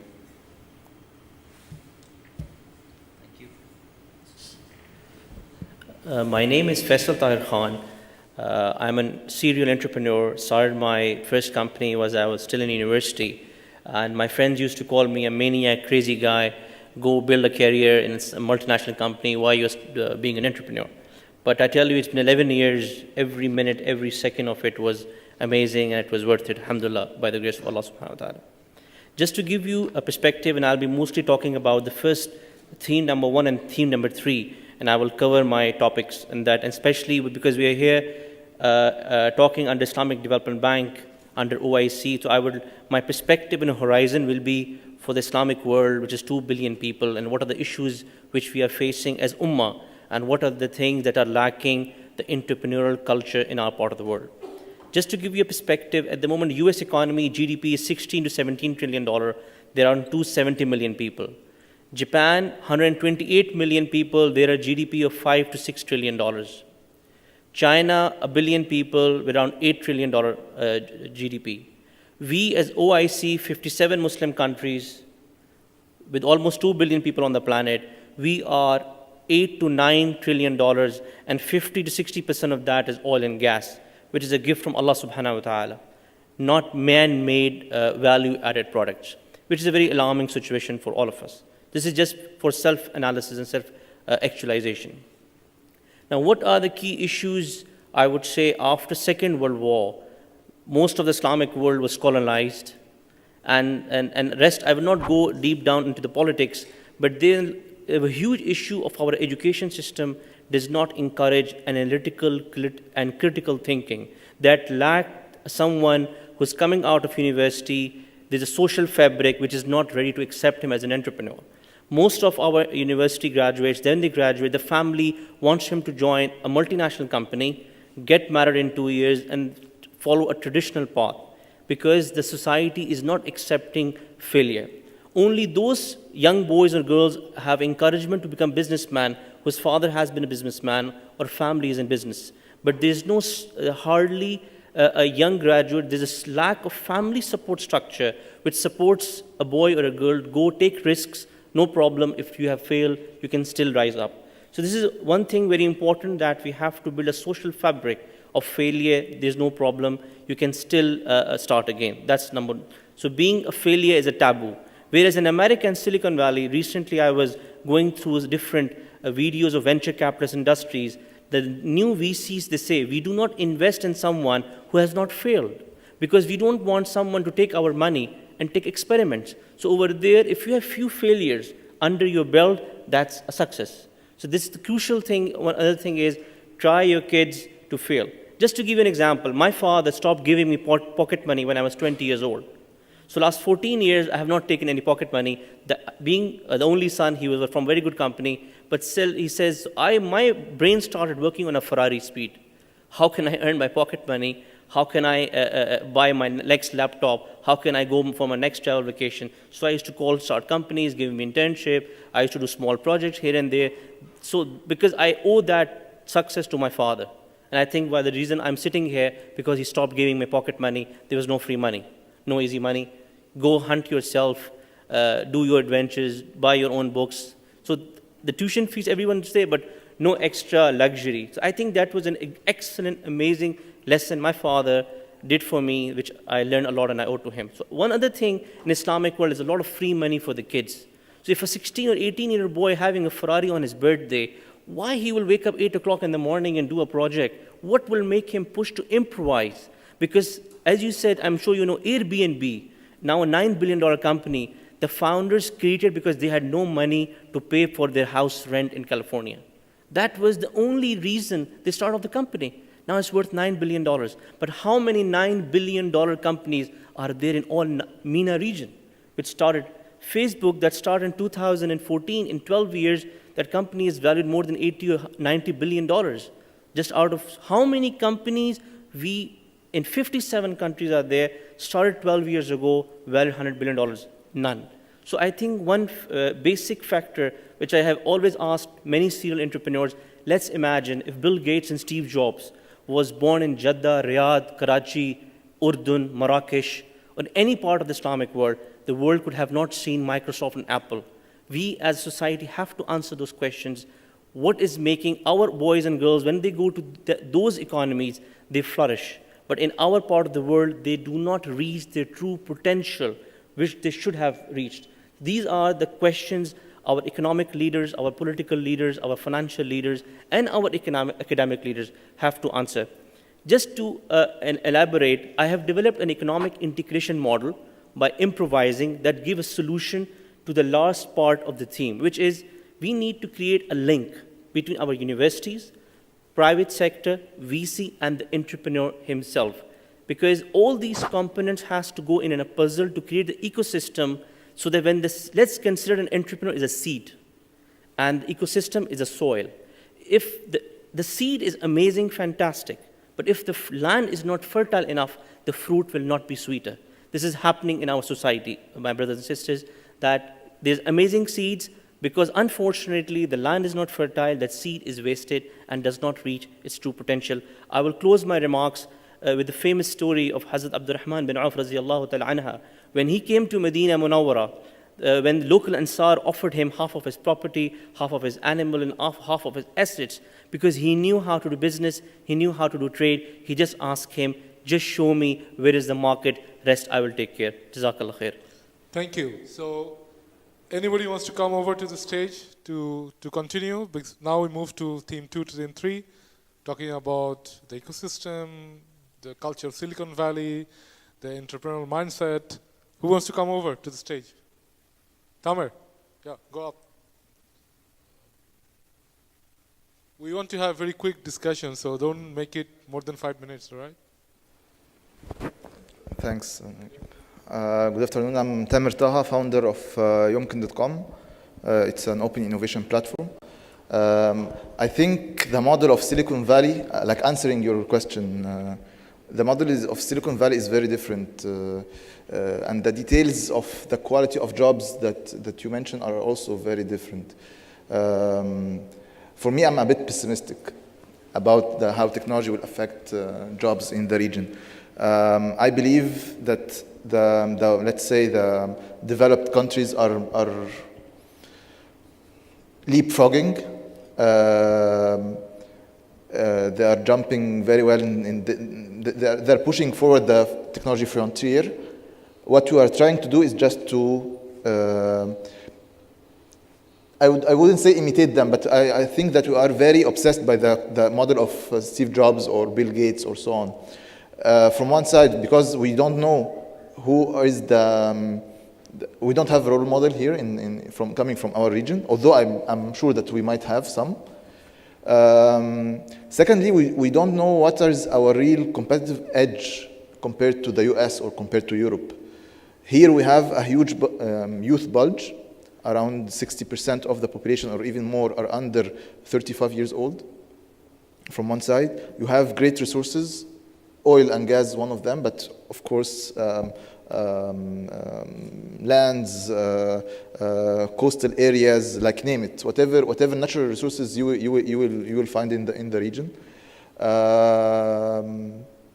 However, I believe that the technology, and this is related to theme 2, technologies, especially robotization and automation, will increase the efficiency of the sectors that we used to be competitive in, like textile, like food and agriculture, and this will affect definitely the labor markets in our countries.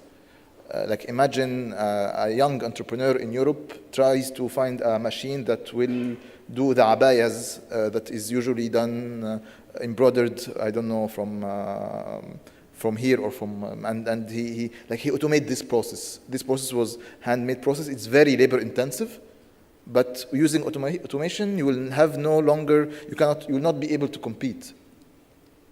Build on this or replicate this model to other different sectors. So I believe that we need to, there is no magic answer for this. I think we have to understand what sectors that innovation will disrupt, and we will lose the edge if we don't keep up with innovations, and we have to focus on these sectors. These are the sectors that will create jobs. These are the sectors that can create the 9 billion companies in our region. So I think it's the idea of identifying which are the competitive sectors that we have to invest in. And I don't think the Silicon Valley model is relevant to our culture, is not relevant to our way of the market itself. Because why Steve Jobs and Bill Gates, they succeeded? Because also the market. You have a market that is very consumerist. It's very, in terms of technology, they are early adapters, which is not usually the case here as well. All right, so we'll have one more speaker coming up. If you can, you want to speak, go up. Okay, you can start, and then I'll give it to her. And there is also my name is Muhammad Mustafa. Since it is an informal session, I just ventured to take the floor. I just want to say that I agree with my brother there when he says he disagrees with Alan. Because in the sense that I think it runs even counter when you talk of artificial intelligence and that we should encourage that, we should go into it. It runs counter to the theme even of the meeting. You're talking of youth economic empowerment. How will artificial intelligence, which is going to replace these youth to become entrepreneurs, which is even running counter to the previous sessions that we had this morning. We're talking of social entrepreneurship, the startups that were presented by the various youth who were here this morning. In the sense that today we are talking of unemployment. We are talking of a world where, let's say, 60% of people are, let's say, in the underdeveloped countries. The whole of Africa, or you take even the Middle East and many of the countries in the Asia or whatever. People are there in millions, if not in billions, and they will be looking for jobs. And this artificial intelligence is what? It's human brain that has gone into the, it didn't crop up like that, it didn't come from the sky. It's the human brain that has put and, whatever is there, programmed it. Why this same intelligence could not be used to be spread among people? I mean, educate people, sensitize them. We have how many, should I say 60% of illiterate people?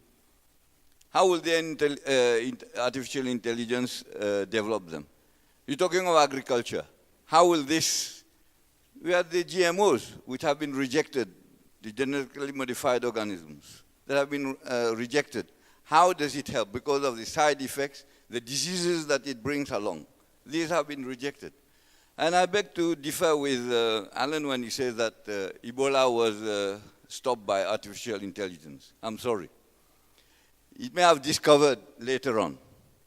It's Africans, African Union, human beings with the assistance of partners who went in, risked their own life to end Ebola. It's not artificial intelligence that stopped Ebola.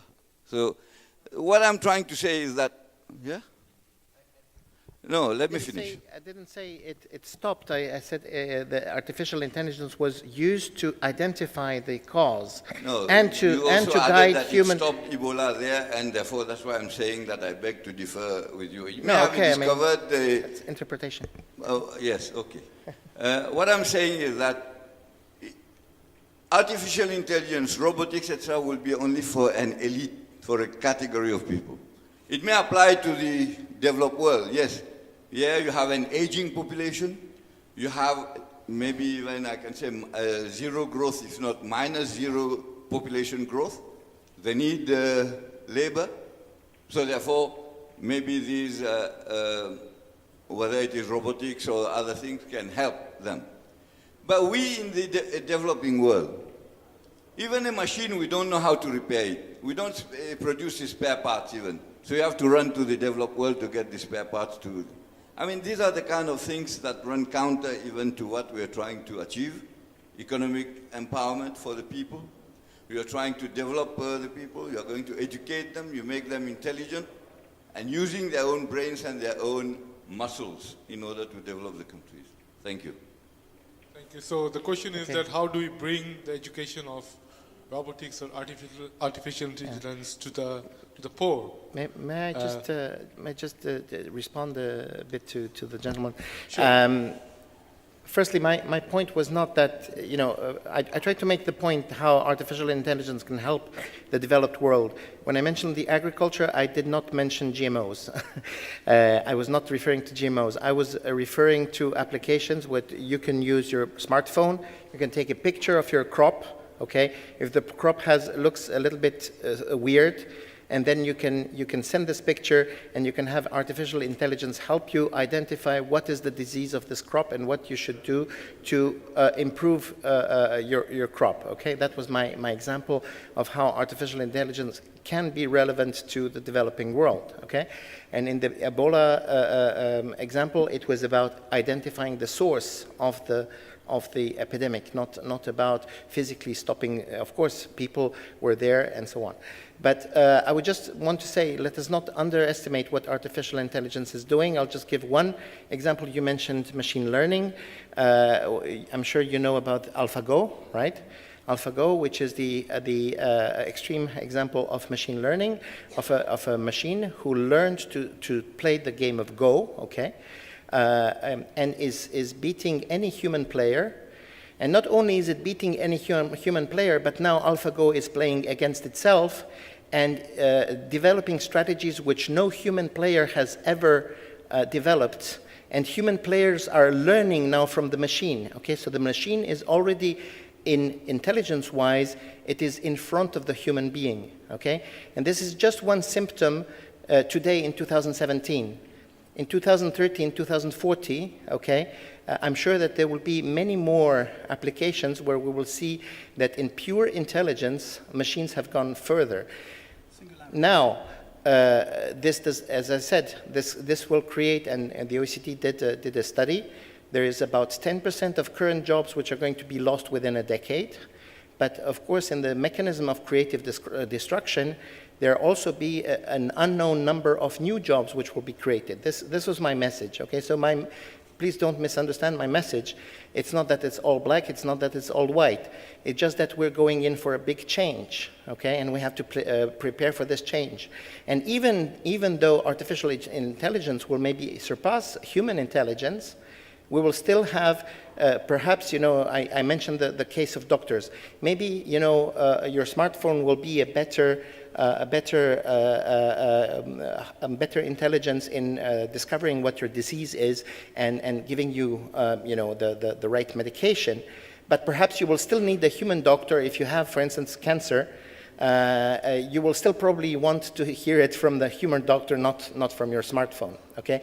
So there is something about feelings, there is something about the human nature, the human interaction, and this is probably what in the future is going to take over, soft skills, okay? In the hard skills, probably artificial intelligence is going to surpass us. Thank you very much. Yeah. Thank you very much, Dr. Fatma Bausman. I come with artificial intelligence background. I am based at King Abdulaziz University, and I do understand every single word you're mentioning, and I completely agree with it. Artificial intelligence is going to change the world, whether we are going to accept or not. It's just like adapting and applying and using the internet when it first came over, and everybody was resisting and afraid of using it, okay, because of security reasons, because of so many other things. Artificial intelligence, like the application he just mentioned, is something very important, and it's not going to stop at this. It's going to change the economy, it's going to change how we live, and it's going to assist human beings more than distract them in terms of their own intelligence as well, in terms of productivity. For the time being, if I'm thinking of something, I would like to see a university or a college for artificial intelligence here in Saudi Arabia, supported by Microsoft and giant artificial intelligence company in the world. This is one of my dreams. I would love to see the industry of artificial intelligence coming and searching for people with intelligent minds throughout the world. For example, we can build a collaborative system where everybody can participate with different ideas. For example, the application of agriculture is something very important, and it does not stop at assisting the farmer only, but it can go beyond and beyond, where country can restructure their economy in a completely different way. Now, talking about the collaborative economy and the crowd economy in the future as well, I think we have heard about different type of economy, like knowledge economy, collaborative economy, and yet most of these economy were not able to solve the real economy problem that we really need Okay? Yes, we need to support human. We need that the digital economy is going to take over. New type of economy is going to apply itself, whether we accept or not. This is just as short as I can tell you, and we have to get ready for the change. Thank you very much. Thank you, Doctor. Zafar from IDB is going to also go over there as a speaker. Actually, everyone is a speaker here. Can you introduce yourself and whatever you want to share? Assalamu alaikum. I hope everyone's doing well. My name is Iman Abdul Shakur. My background is in neuroscience and business and technology, and I'm currently working on an application, technology-based smartphone application for Saudi Arabia. I'm going to expand the conversation on Silicon Valley, having lived in California and having lived the majority of my life here in Saudi Arabia. We look at people like Bill Gates and Steve Jobs, and of course, we're awed with fascination, and no doubt, what I want to highlight today are ideas that go from 0 to 1, and some of the stuff that we have here in Saudi that go from 1 to n. So a good example of something in Silicon Valley that went from 0 to 1 is perhaps Uber. So there was nothing like Uber perhaps at the time, and it took the world by storm. We even use it here. But what is the closest application we have here in Saudi that's like Uber? That copied kind of Uber, right? It's the Saudi version, Careem. It went from, instead of 0 to 1, now from 1 to n. But Careem is still brilliant. It's $1 billion company, and it's succeeded in a very relatively short amount of time. And so the question is why, right? Innovation isn't just about, well, Uber already did it, so we should stop. Why should we pursue it? Careem was actually very smart. You know, they did innovate in the sense that they came here, or they started from the Emirates, from the UAE, but they were very smart to study the culture. And what they quickly found was that in terms of payment, as a culture, we were more comfortable paying in cash rather than credit card payments. So one of the first things Careem did was have that option. If you were in a Careem, you could pay in person, in cash, and that made all the difference. That might be small, but that's innovative. So if we go to the States, or if we go to Canada, or if we go to the UK, and we're inspired by an idea there, there's nothing less innovative or wrong with bringing it here and shaping it, you know, putting it in a different direction in ways that can better accommodate us and our culture and our society, and going back to doing more market research. So that's one thing. Another thing, personally here, I can't tell you how many, I'm part of the youth, and I can't tell you how many other friends and family and colleagues and members I have that have a great idea, but they don't know where to go from there. Where do they find their co-founder? Where do they find if it's technology related, you know, the person who's going to program the front or back end? And it's probably not going to be always at school. So I think what we need to also create are these amazing, more networking events, not just conferences like these, because you listen, but then how much networking do you do in these events? More like meetups, where they're geared towards people who want to focus on technology, people who want to focus on other businesses that are not technology related, and have those maybe weekly or bi-weekly meetups to get to know people and create those connections. I'm so hopeful in the immense talent all the youth have here, men, female, and it's just getting better and better because schools are also realizing to implement computer science skills, all these mandatory skills at a younger age. So it's great to be inspired by Silicon Valley. I think we continue to be so, also by ideas from India, not only from the West, but there's nothing wrong in my opinion. I think that's something I just want to speak on because everyone here is like, saragu fikrati, or they stole the idea from the West, or it's not the same, or it's not innovative, and I just want to break that stereotype that there's nothing wrong with taking that and working with what's already there. So great. So now we have moved to a discussion of how do we create our own Silicon Valley, right? So our Silicon Valley for the Islamic world.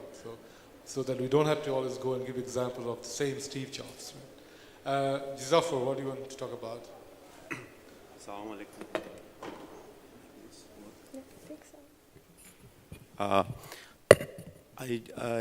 We were invited for a piece of work that we did in IDB on which really kind of touches on all these points. I work in group strategy planning department, and we work for IDB and entities on strategic planning and some incubation, innovation. Also, we kind of is part of our work to look. And we work for our 56 member countries, I mean IDB group, and also for Muslim communities in non-member countries. So we are really talking here, I mean, about bottom of the pyramid, as we say, that they don't have the proper kind of systems, ecosystems, and all this about. So we initially looked at this issue from the kind of perspective of halal industry that's coming big. So I was invited for this piece of work that we did, and with our partners from Monash University, with IDB, many people were involved in this, and from Norway also we had a couple of things, partners. So we looked into halal industry. Why is it that, because it is halal industry and it is like something that is very relevant to Islamic economics, Islamic finance, but mostly it is kind of run by multinational companies. And our Islamic countries are on the consumption side. So we looked at it from this perspective. Then we came down to these issues and innovation and all this. So we developed a model. And I want to share with you like gist of this, what is it about. So we looked at it, and we see that startup model that we talked about and all this. We see many great companies like Apple and all this, Google, but we don't see thousands behind who fail. We see only the good ones. I mean, failure is good because it, another point which I want to stress, it helps in learning. Learning is very key for innovation, for growth, for development. But also at the same time, we looked at it, it gives cost savings and income to many people. And this is when you aggregate it on the economy level, it is huge amount of capital and cost. And it becomes very critical even for bottom of the pyramid. The 56 member countries we serve on all this, that these ecosystems that speakers rightly mentioned are lacking. So our model and thinking, I think, is very important for this, although it has applications for even resource-rich countries as well. So how we looked at it, we said, let's face it, our global economy is multinationals, and they are now increasingly opening offices, and they are working in least developed countries and bottom of pyramid. And some of them, they are showing great kind of examples of innovations that they are cross-taking back to even developed countries. So we said, how we can develop a model so that around these multinationals, we also nurture and support our SMEs, small and medium enterprises in 50. So how to collaborate this? So we learned a couple of examples, and Malaysia was one of them. Just to share with you, despite all these efforts that Malaysian government is doing, like it goes back 20 years back even, bringing these multinationals, all this to Malaysia, and the very important reason for this is learning. Malaysian government and kind of leaders, they want local companies, local SMEs, local population to learn and also become another brands globally. But we see that it's not happening. And the questions we ask, why is it? And if you want to find the solution for these things, we may get into the real kind of details of how to kind of promote in the bottom of pyramid member countries. So we looked at it, and the reason boils down to linkages. And linkages are not correctly done. The levels of strategic linkages, organizational capacities, and all these are not there. Just one, we have an elaborate model of how to distinguish between right linkage, strong linkage, and weak linkage. In most our countries and examples we see, we have a weak linkage. When we bring multinational companies, there is a weak linkage, and there is a lot of work for governments and policymakers to work around it.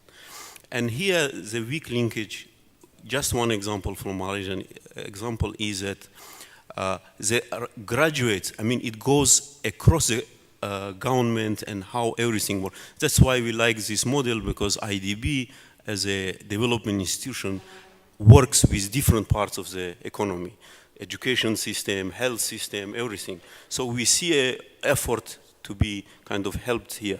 So, for example, graduates of Malaysian universities are not at par with graduates of Western universities.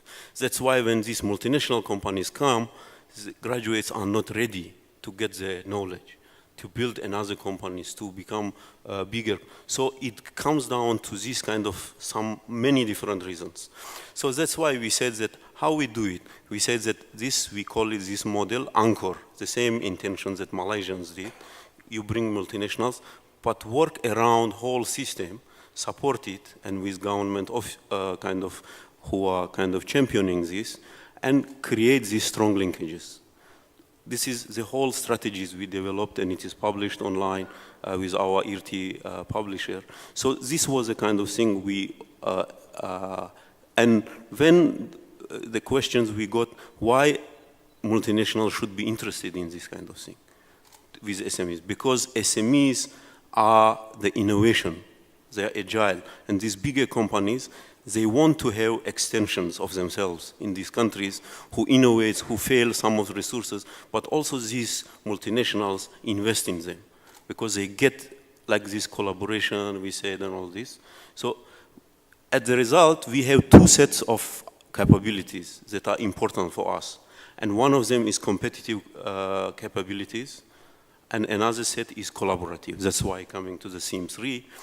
And when we say right linkages, strong linkages, is linking at the right level the collaborative capabilities with competitive. Competitive capabilities are coming mostly from multinational, but collaborative are coming from SMEs, local ones. And by sharing this at the right level and making a strong linkage, we see the win-win situation for both.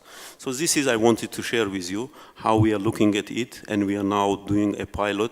And we had in a strategy leaders conference, which was strategy execution and innovation conference last week in Dubai. I made on behalf of IDB this presentation. There were multinationals present, speakers also, and they were interested. After that, we talked about how to go about it. And there is a great interest because we have globally, we see a lot of capital is available. Multinationals and all these companies are awash with cashes around, if you see. But we don't see innovation other than information technology going so much in other kind of infrastructure and other areas, energy. So the idea is to develop this model, tackle it, so that these multinationals invest with this cash. So if we develop right programming around it, there is a great potential we see around this programming, rolling it out in 1 or 2 countries, then replicating it. So we choose 1 or 2 countries already to work some of these programs. Thank you very much. Thank you. Alan, you would like to comment on these models from your experience, and then maybe come to Dr. Mark to say what Malaysia is doing. There is a saying that Malaysia has these multimedia super corridor that has been established 20 years back, but where do you see the outcome? They're saying that we're yet to see a Google coming out from the Islamic world. So what is going right or what is not going right?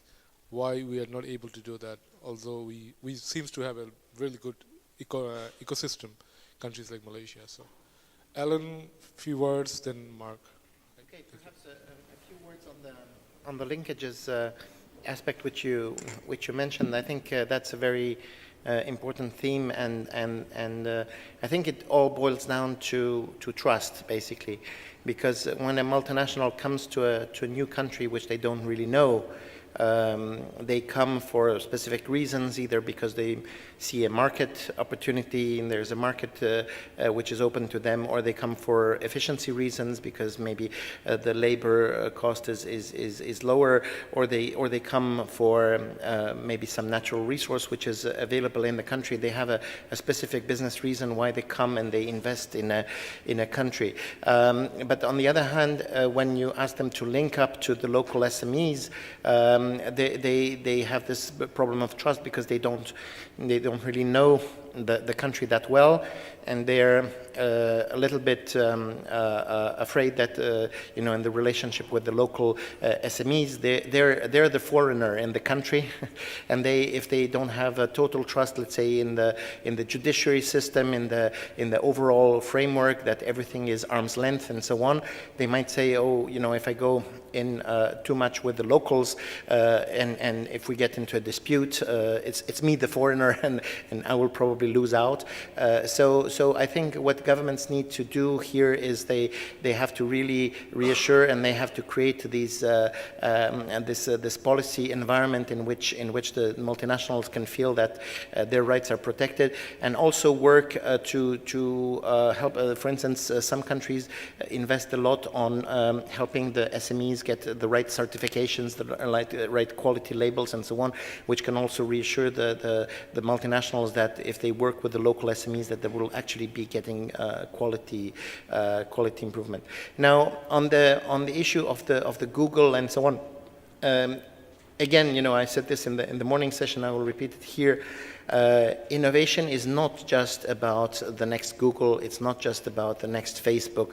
The US is not an innovative nation just because they have Google and Facebook, okay?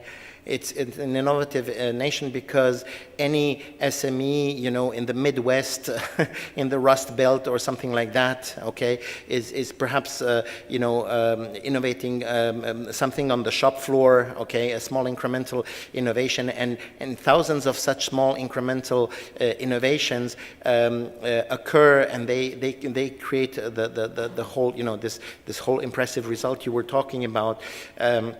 It means that each worker is empowered. It's something about the cultural change.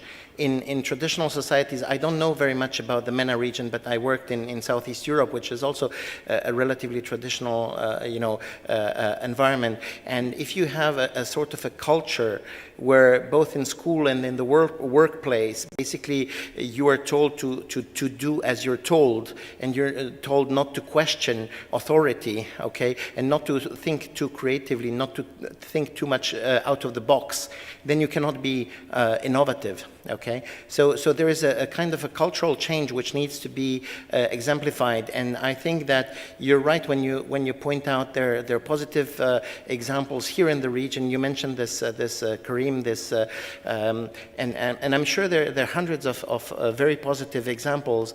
And I think what needs to be done is to disseminate this and to create a kind of a self-confidence, a kind of a yes we can attitude. Okay. And not just saying, oh, but we don't have a Google or a Facebook. We don't care, What we care about is the small SME of 20 employees, okay? I want that all of the 20 employees feel empowered to tell to the boss, look, boss, I have thought of a better way of, doing this task which I'm doing every day. And that the boss says, oh, what a great idea, rather than the boss saying, no, you do what I told you to do. Okay, so I think that with this kind of cultural change, we're going to do much more than trying to replicate Silicon Valley. The good news is that, as we are talking about youth, no one will use the word, oh, this is traditional. They will say it's boring. So there is no choice, actually. When it's boring, it's outdated. It's out. And this is a good news. There are many boring jobs out there, and you can make a boring job more interesting if you empower the people. If you look at a company like Michelin in France, okay? Michelin is making tires. What a boring job, okay? But huge innovation happening at Michelin every year. Every year they're improving the tire. But if you think about it, it's not an aspirational job. Who would like their children to work in a tire company? Yeah, well, sorry, I hope I got my point across. I didn't mean about the sector of the job itself. I mean about the culture. If the culture is about not questioning, yeah. No youth will tell you that this is traditional. They will say this is boring, and I don't accept it. Yeah, I'd just like to talk about, comment on the SME sector. and the linkages that you talked about. In Malaysia, SMEs form about 98% of the total number of companies in Malaysia, but they're only contributing about 32% to the economy. And we have SME Corp, which is another government agency that is very much focused on how to drive the SME sector, and they've embarked on a master plan, SME master plan, which is looking at how to increase that contribution to 45% within the next 5 years. And some of the programs that have resulted from that, or one of them was the commercialization platform, which is looking at how to help SMEs and startups to take their ideas to the market, and also to provide those linkages. And we also have programs like, I don't know if you all heard of CREST in the northern region for the E&E sector. CREST is actually an organization that's made up both from the private and public sector, which is linking the multinational companies in the E&E sector with the universities and also local SMEs for them to jointly collaborate on working on research projects and bring them to the market. Because the view is that we need to see how we can get these SMEs to move up the ladder. And this, from the multinationals' point of view, this is, having such SMEs is good for them as well, because it'll be supporting them with new innovations that is going to be contributing to their core business. So we did this with the E&E sector in the northern part of Malaysia, and a lot of success stories coming out of that, and they're trying to see how it can be replicated in other sectors as well. Thank you. Yeah, quick, a very quick comment and two themes that been. We're not saying that we have to replicate Silicon or California model as it is. As I had chance to live in Kuala Lumpur in Cyberjaya, near Putrajaya, there's an amazing model with Dr. Mahathir Mohamad had a vision, and they're doing amazing. And there are a lot of, so I think we need to benchmark. We have in India, Singapore, Hong Kong, we need to benchmark the best models and take the best things from all the models and see what would mix match our system and do it. This is number one. Number two, just to substantiate our brother from IDB when he was saying the landscape, the global trade. One major issue as an entrepreneur, which I see is a global trade. We Muslim countries are great in manufacturing, growing, wholesale. If you go around, I'll give you an exercise. You go to any shopping mall today in Jeddah, top 20, just see the brands and see where they're domiciled from. You may pick up a shirt from Italian brand, but made in Turkey, made in Morocco, made in Pakistan, made in Bangladesh, or so forth. Other thing which is lacking in my humble view as a businessman is we are lacking value addition and branding. My friends make jeans in Pakistan, which CIF price to New York port is $15, but that jean is sold for $80 and $90. What we need to come up is we need to build our own brands.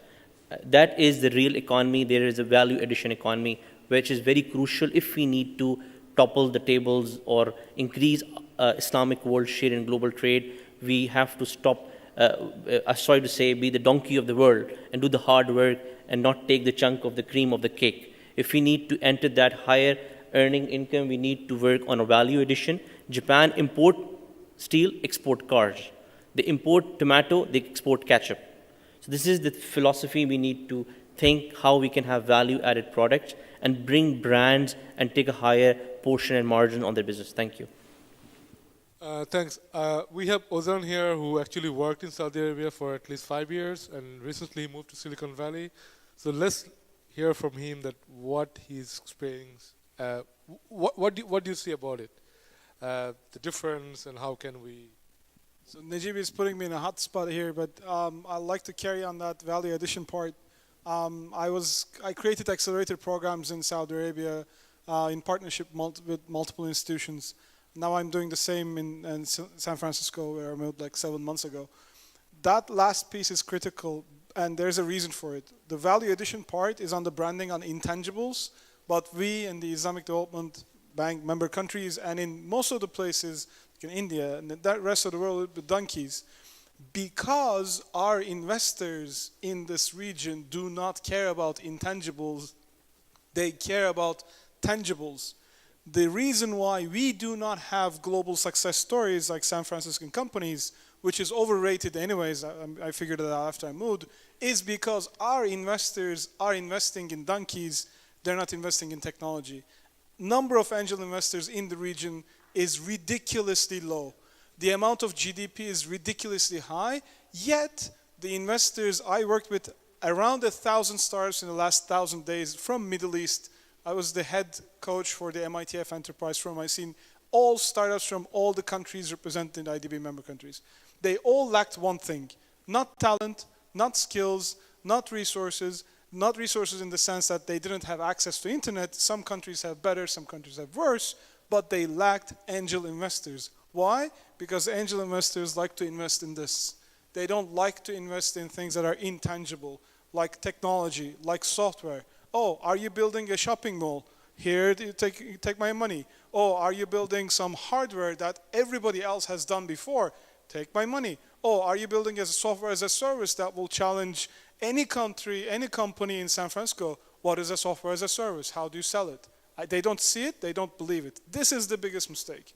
We need to train the investors. And this goes also for charities, also goes for CSR institutions, also goes for foundations. Here, the foundations are giving money to many causes, great causes, keep doing that, but they're not funding the real talent, the real skill set who can go global.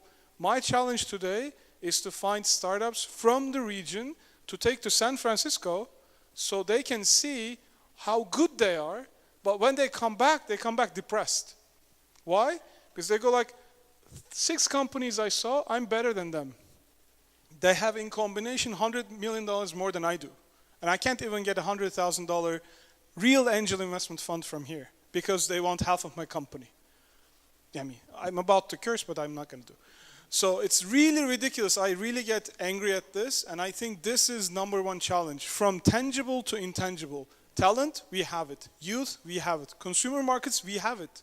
But where are the investors? We need to build a potential for angel investors. And that will carry us forward to compete with anybody else out there. San Francisco, Santa Clara, Santa Monica, Europe. That's what we need. We need businessmen of Saudi, businessmen of the member countries to give up investing in hard, tangible things and start investing without asking for control, investing in startup ideas. They will fail, fine, they should live with failure. Businessmen are afraid to fail because they think, oh, you gave money to this kid and he lost it, ha ha ha. No, I gave money with the potential to become a next $100 million company. I'm not even talking about billion-dollar companies. We lack that opportunity. It's coming, but unfortunately, the winners of the investors for Souk.com, the winners for the investors who won the most from Talabat.com are not from the region. It's ridiculous, it's shameful. Same with Turkey, same with everybody else. So we need to start investing on an angel level as an angel investor, not an angel level who wants 60% of the company. And the family offices should start investing in venture capital companies.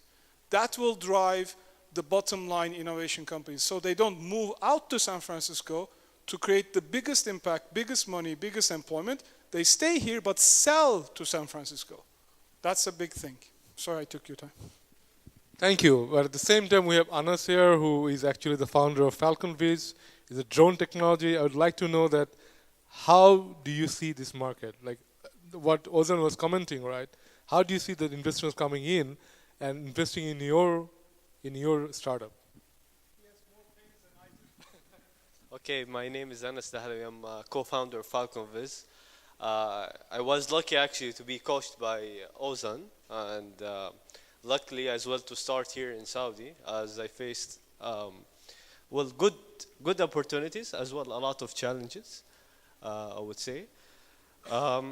I totally agree with Ozan in terms of the investments parts. The angel investments, it's always looking at the technology side as comparison to real estate or something physical. So usually it's not the right, I would say, comparison. As well, they don't have the willingness to take the risk as well. So It's not like if you are in Silicon Valley, where the people willing to give you $100,000, $200,000 without even asking a return out of it, and willing to take the risk.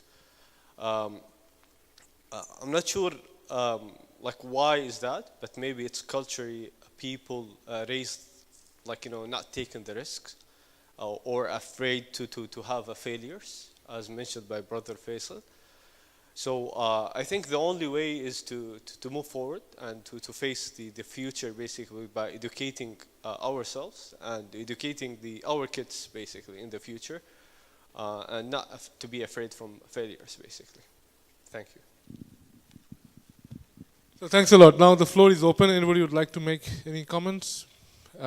Very quickly, maybe 2 minutes. The discussion is going on and on, so I don't know where I'm going to stop. Just simple addition to solve the problem. I think if the Islamic Bank or any big institution, for example, like Microsoft, would like to think of forming a platform for technology innovation to support investors. In a way, an investor can go on, pick the project that he is interested in, and then decide based on the services, the country he is in, how much the return on the investment would be, how much, when he is going to break even, and all this type of things.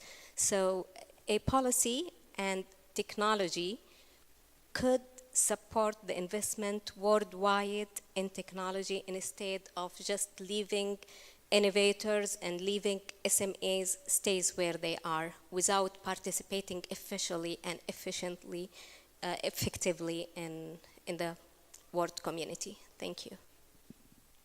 Thanks a lot. We have someone at the back. Please introduce yourself. This is Edmund from Albania. I'm part of the Youth Summit. I just wanted to get with a question to your comments, very, very, very good ones. How would you train, investors? How would you train, this part of the world to believe more in the youth, to believe more on the entrepreneurship? So everybody of us starts giving some ideas on that, but since you've been more deeply engaged in this, maybe you're the first that can give a couple of tips. What kind of events can you organize? What can you use to convince a businessman from Saudi that, hey, it's better to invest in a startup than buying a flat in Paris? Because if you buy a flat in Paris, it's going to cost, your return is going to be 5%, but if you invest here, it's going to be 200%. So where would you start? And everybody else can also answer to this.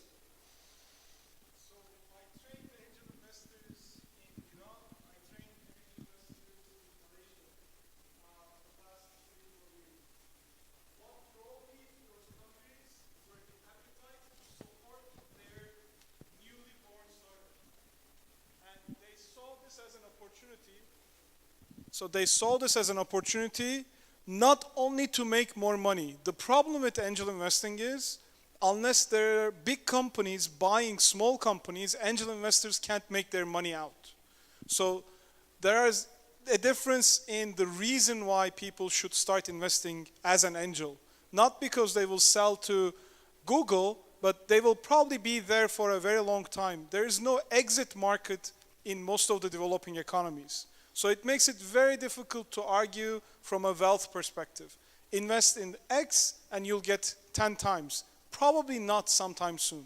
So this is where the institutions and policymakers can intervene and make, for example, retail investment a lot difficult or more costly to make, so they balance out the possibility of returns and also match. There are so many government funds, family funds, that most of the first initial start of companies have taken advantage of matching funds. So leaving everything to private investors, to angel investors, will not solve it. But there are government funds who will support angel investors if they invest in startups, rather than supporting them or giving them tax benefits out of their retail investments, out of their real estate investments.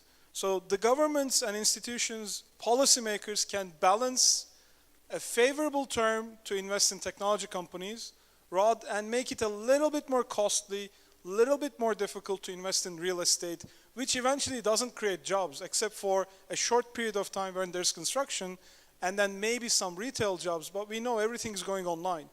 A lot of malls are closing everywhere in the world, not only in the Islamic world. In US, a lot of malls are closing, which means retail jobs will be shrinking.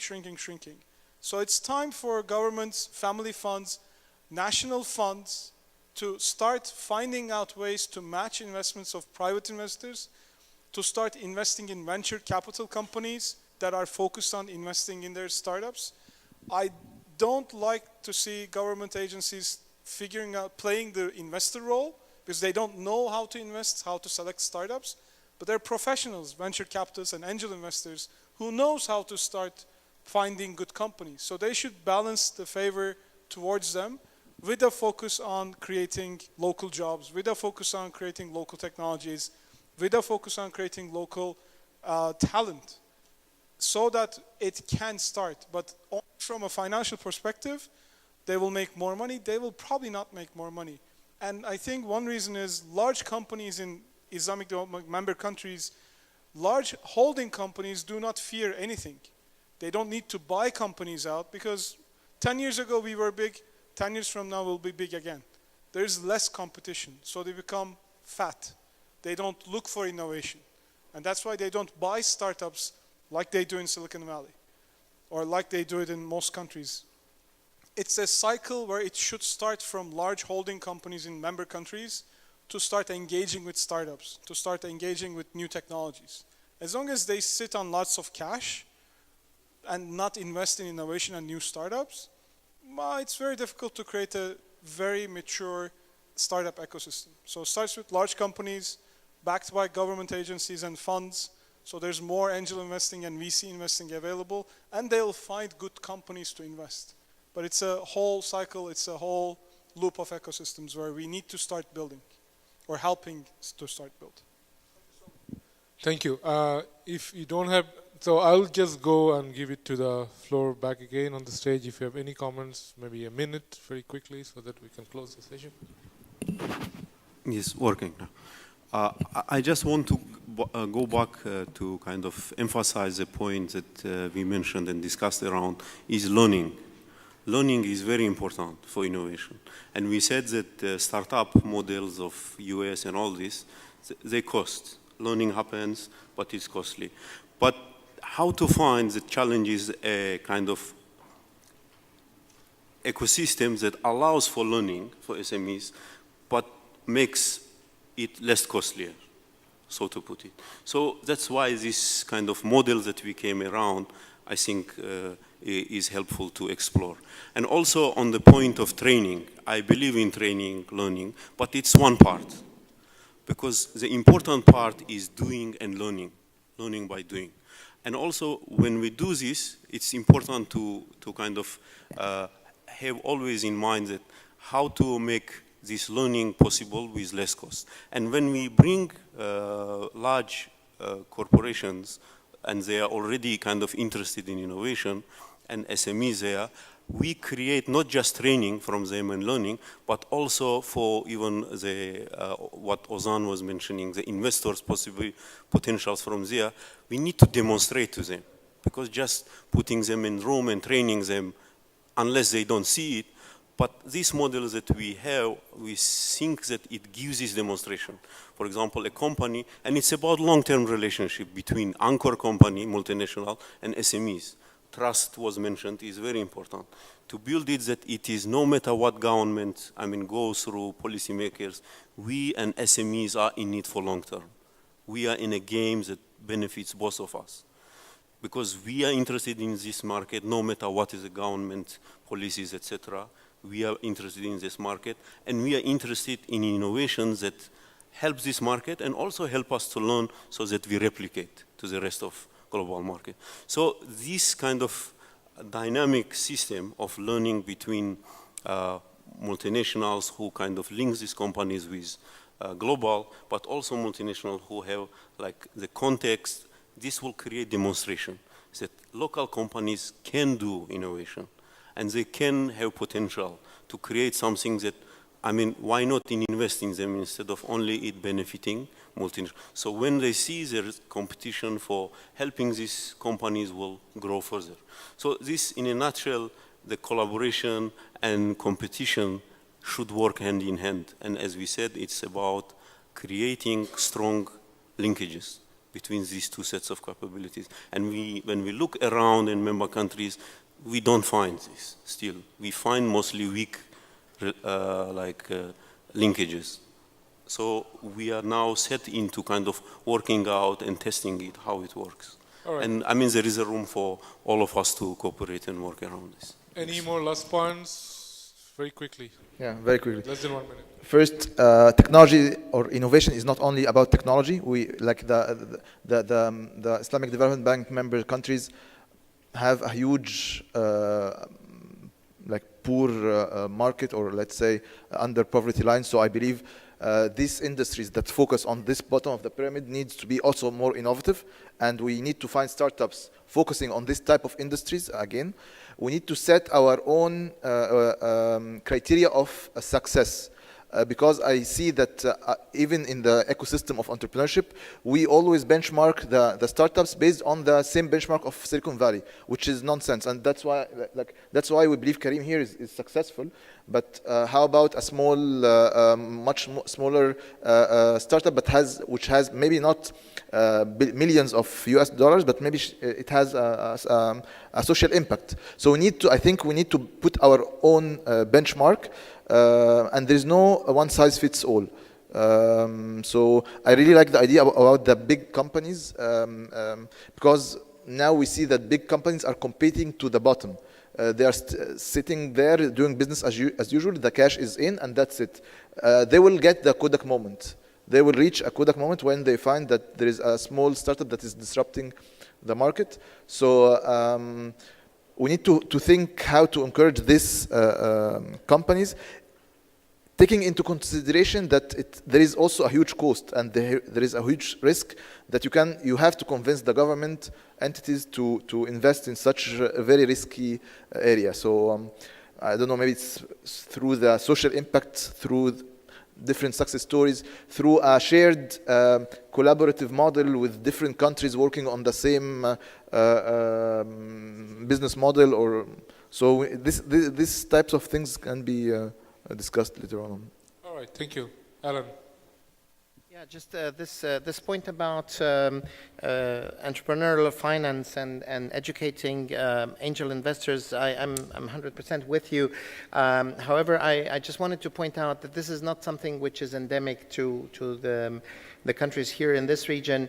It also happens in many other countries, in many European countries, that of course the investors are much more reassured when they're investing in some hardware and so on. They have a, they say, okay, even if it fails, I can then claim the value of the asset and so on. It's kind of a banker's approach, and we face this also in Europe. It's not something which is endemic to the region. The thing is that how can you work around it? Of course, what you're doing is educating the investors. That's great. But I think there's also a role for policy to create the incentives, because we're in a classical situation of what we call a market failure. Okay, there's clearly suboptimal levels of entrepreneurial finance out of pure free market considerations. And if you look even in the United States, you have these SBIR type schemes, which is government kind of equity going into small businesses for innovative firms, and you have a whole array of instruments going from the small grants, R&D grants, to do a kind of a proof of concept and so on, through to some SBIR grant and so on. When it comes to the business angel, basically, the business angel can actually see a relatively mature thing, which he can see that within 18 months or something like that can go to the market, and then they're reassured, and then they in addition to having, of course, more knowledge about this and so on. So basically, policy has to arrange this kind of pipeline of projects coming to the stage where it can be actually financed by a business angel. Then what you're doing is great, but then in addition to just educating them, you also have to network them together, because a business angel network, I mean, business angels never like to invest alone because they say, I don't want to take the risk alone. You know, it's better for a business angel to be in a network with 10 colleagues, and you know, between the 10 of them, they invest in 10 ventures instead of one in each, because out of the 10 ventures, maybe 2 will be stars where they will do really times 10. You know, 5 will completely fail, and 3 will maybe just barely make it. Okay, so they want to diversify the risk. So this is also something somewhere there where policy can have a role to create those business angel networks, to put them together, and to create maybe some matchmaking events where you can create a competition between entrepreneurs, and so that the investors can choose the most promising ideas and so on. So you have to create a kind of a market in this very illiquid market. Otherwise, you know, it's just about one entrepreneur going to one business angel, and whether he can convince him around a lunch that his idea is good. You know, the guy doesn't really know on what criteria he should decide, and so on. So it's quite difficult. So these are things you can do. Plus, you need to do also some fiscal incentives, right? In France, for instance, we already have some fiscal incentives. If you, as a rich high net worth individual, if you invest into an innovative company, you get 25% tax credit of your investor, of your investment. Okay, which means that even if you if you lose 25% on your investment, well, you actually break even because the rest comes out of your taxes, right? So you have that, and this is not even enough. You know, somebody mentioned making real estate less attractive. Well, you know, President Macron, who was just elected last week, in his electoral program, there is something about, you know, reducing taxes on productive investments and increasing taxes on real estate, which really goes into. So you're not alone. Even France has the same problems. Thank you. Yes. Maybe I just quickly comment on kinds of incentives that have been introduced in Malaysia. We've been struggling as well with angel investors, and over the last 5 years, we've slowly been trying to build up a network of angel investors. We've got an organization called Malaysian Business Angels Network, and more high net worth individuals have been coming forward now. And it's partly as a result of some tax incentives that were introduced about 3 years ago, where angel investors could actually offset losses on such investments against their personal income tax or their corporate income tax. So that's quite an attractive incentive, because you know, you typically you're making an investment on something else that's not related to your business or income, but you're able to utilize those losses if it goes bust or it doesn't work. After the incentives, I was invited to train the angel investors. Ah, okay. They were incentivized to bring Yeah. And we also have the Securities Commission has also introduced some new platforms, crowdfunding platforms, and so far 6 have been licensed to operate crowdfunding platforms, and those are also providing opportunities for individuals to make these small bets. And the more of this that we have, and you know, having more of this around is going to enable all these small bets to be made. And as Alan mentioned, it's good to, you know, you don't expect them to make large investments. You just want them to spread the risk, and hopefully, you know, making some of these investments, you hope to see 1 or 2 success stories coming out from there, and that's going to encourage more of them to come forward. Thank you. So I think right now we're going to close the session now. We really, really thank and appreciate all of you who actually joined us in this conversation. I tried to get most of you to speak, though I actually failed in with a couple of you, but this was the intention, was to have a lively discussion. As you know that we'll actually have an exhibition stage outside near the tent. It started today and it will continue for the next 4 days. We actually brought in around 50 plus innovative solutions from 30 member countries. So please feel free to go and visit them. There are a lot of good ideas, and as you said, there are a lot of promising ideas, solutions that need to be scaled up. So we also want the investors to go and see that whether you would like to invest in some of those interesting startups that came for this annual meeting. We also have a piece of paper that we are distributing, so please write down our name and our email so that you will be in our email group. We do a lot of different activities, IDB, and then we can also inform you through these email groups so that you can part of further discussions even online. As you know that this morning we launched the first global fintech competition in Islamic finance. So you feel free to go, visit and apply. Anyone can apply. There's a cash prize money, and the top 3 will actually go to Madrid and have a week-long boot camp with IE Business School so that they can basically go and develop their ideas into a prototype, and then definitely the next level of looking for investors to scale up and commercialize. Thank you, everyone. Thank you.